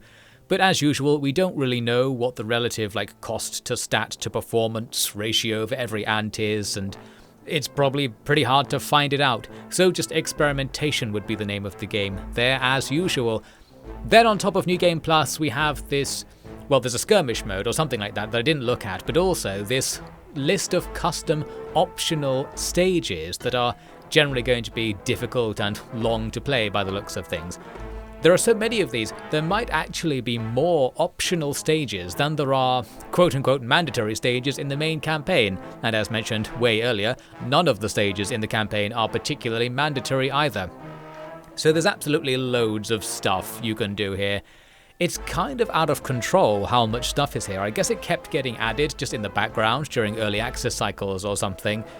And I remember being like, well, the sense that I've completed the game is kind of fading because I didn't do all of the challenges in the main game in the first place. Certainly didn't do all of the achievements, which are do so-and-so thing on impossible difficulty for the most part. I didn't even complete that one stage 5.2 on medium difficulty like I wanted, and the game wants you to play the entire game again with your old Formicarium but more difficulty, and it might want you to play all of these other stages as well. Basically, while I'm going to say that I've completed the game, I have had one sort of completion cycle of the game. There's still a lot more to go in my Empires of the Undergrowth career before I could say, well, I've done it, I've seen the whole thing. But we are going to stop here, as you might note. There's actually still more stuff to look at though, because there's also this battle arena system where you can basically be like, well, who would win, 50 spiders or 50 cockroaches or some such thing. I created this battle between billions of spiders. It doesn't work very well because large entities clip into each other when they fight, so combat between various large things doesn't really work. I guess the game is more about small things attacking one big thing. Well, there you go. If you wanted to see 100 spiders fighting each other, it might look something like this. Well, probably not. And that's the battle arena. You can do all kinds of insect battles if you want. I guess I don't want, because it's not really part of the game. It's just one of these for fun things where I'm like, my inner child maybe likes this idea of just having a for fun feature, but I'm here on business, so I'm not really going to play with this. And basically there you have it. Now, over some B-roll footage of whatever I can find, some earlier gameplay, let's have some final thoughts on the game. My main thought is actually related to the optional content we just saw to some extent, and it's that there is, in this game, a clear focus on absolute mastery and difficulty and depth. This game isn't like aimed at people who would like it a bit. It's a dedicated odyssey for people who will really like it, with a massive focus on there being vast amounts of content, loads of variety, and loads of challenge as well. So like getting all the achievements would be a massive endeavour, because even just playing the optional stages would be a serious puzzle, I think, and doing it like on impossible difficulty and doing all these particular things in stages under those conditions, well, I think you'd have to get quite good at the game, and I felt like I wasn't getting much better at the game as I played it, and I was still struggling on medium difficulty. There's still a lot to learn, and I think that stuff to learn is stuff like the real nerdy details that kind of appeals to me, like when exactly to move out of the nest, like down to the second, and how exactly many ants to send to do a certain thing, to have a certain probability of getting this amount of success, and so on. Real, ultra, uber, mega, deep macro thought. I think this game will actually reward you for going that far and coming up with perfect strategies, because it kind of requires them of you, at least probably, at the higher difficulties. I am speculating based on how difficult medium seems to me that the impossible mode might actually be impossible to someone like me, at least someone who is trying to judge the macro without actually wanting to do any of the calculations, just kind of hoping that my first guess is correct. That's my general style, and then getting mad that it's not. And there is something to be said for this lack of information that I was blaming for that cycle, because while like you don't really know what to do, coming to eventually discover what to do can be an intentional part of the process, this sort of mysterious Soulsborne-like approach to difficulty, where like in the long run, looking back on it, you'll be like, I had a good experience or something, and you kind of forget that maybe you didn't, like in the moment when you were doing it for the first time, that sort of thing. And I think I'm sort of stuck like reviewing my experience based only on that in the moment for the first time experience, when it was like, well, that wasn't immediately like spoon feeding fun into my face, therefore it's bad.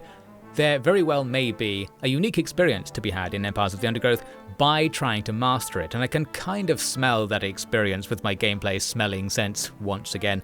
What I sort of found myself wanting to do is be like, in this video, be like, well, I played this stage for 100 hours, and here is my scientifically tested, like, optimum strategy. Here's the best way to play this game. I wanted to have the knowledge that I was wishing that I had the entire time, was ranting about the entire time. I essentially wanted to actually do the work and get it to some extent, and, like, make a video about it. Well, I'm going to resist because I have to play other games or something, I don't know, but I kind of wanted to go deeper, and I can see the void, I can hear the call of the Empires of the Undergrowth void down there. This whole game kind of reminds me of the concept of like whales in mobile gaming, to continue the underwater analogies, but this is like a positive version of it. Like, it's a game that's aimed at its fans, and it's just sort of asking more and more of them, but it's not asking for money, it's just asking you to play the game more.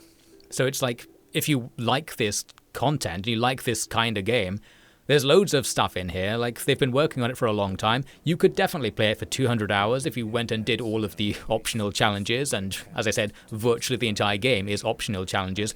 I spent about 30 hours just playing the main game, and it feels like I've only scratched the surface. And I kind of appreciate that, even though it's the sort of thing I would normally complain about. Like, normally my complaint here would be, like, in summing up, I would just say, I wish they had focused more on the first 20 hours and just made that really good, and not bothered working on all of those optional stages and, like, impossible mode challenges and, like, thinking up those and doing the game design for those, because I guess I didn't care enough to get there. Like, the game didn't have enough upfront to carry me through. It stretched itself too thin over that theoretical 200 hours. So me and perhaps a certain amount of the player base, well, based on the achievement stats, almost the entire player base, doesn't get to see it.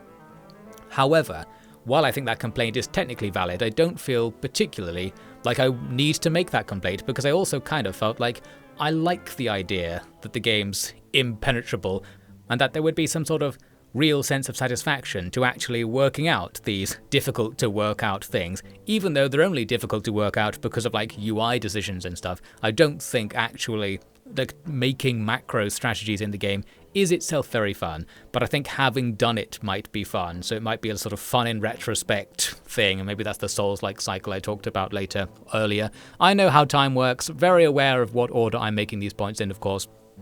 Anyway, so it's a game where I guess it's more interesting to think about than play it. Maybe that's my final thought here. I didn't really like the controls, didn't like the combat, didn't like the reward systems, really didn't like the Formicarium resets or just like the structure of the campaign. I don't know, it just seems like I didn't really like anything, but I still look back fondly on the game anyway. There's some kind of satisfying strategy experience or like puzzle experience here, even though I wish basically every aspect of it was different. What I really wanted was for it to be delivered more smoothly into my brain, I guess, which in practice, by that I mean I wanted it to be easier to just do it the first time, and have there be less trial and error, less repetition of content.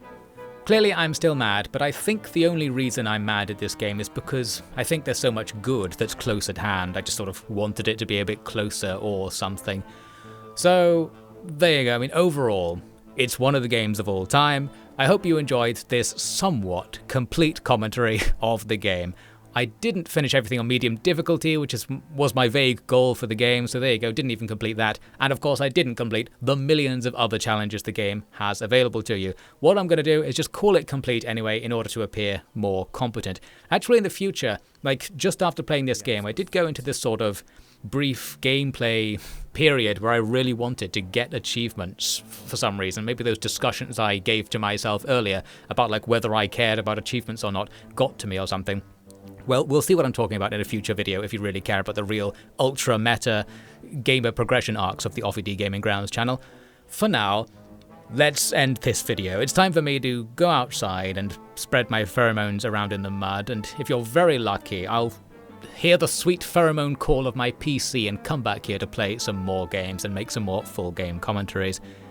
I'm even planning, as I often actually do, to make these videos better from now on. I often think I could make my videos better if I tried and things like that.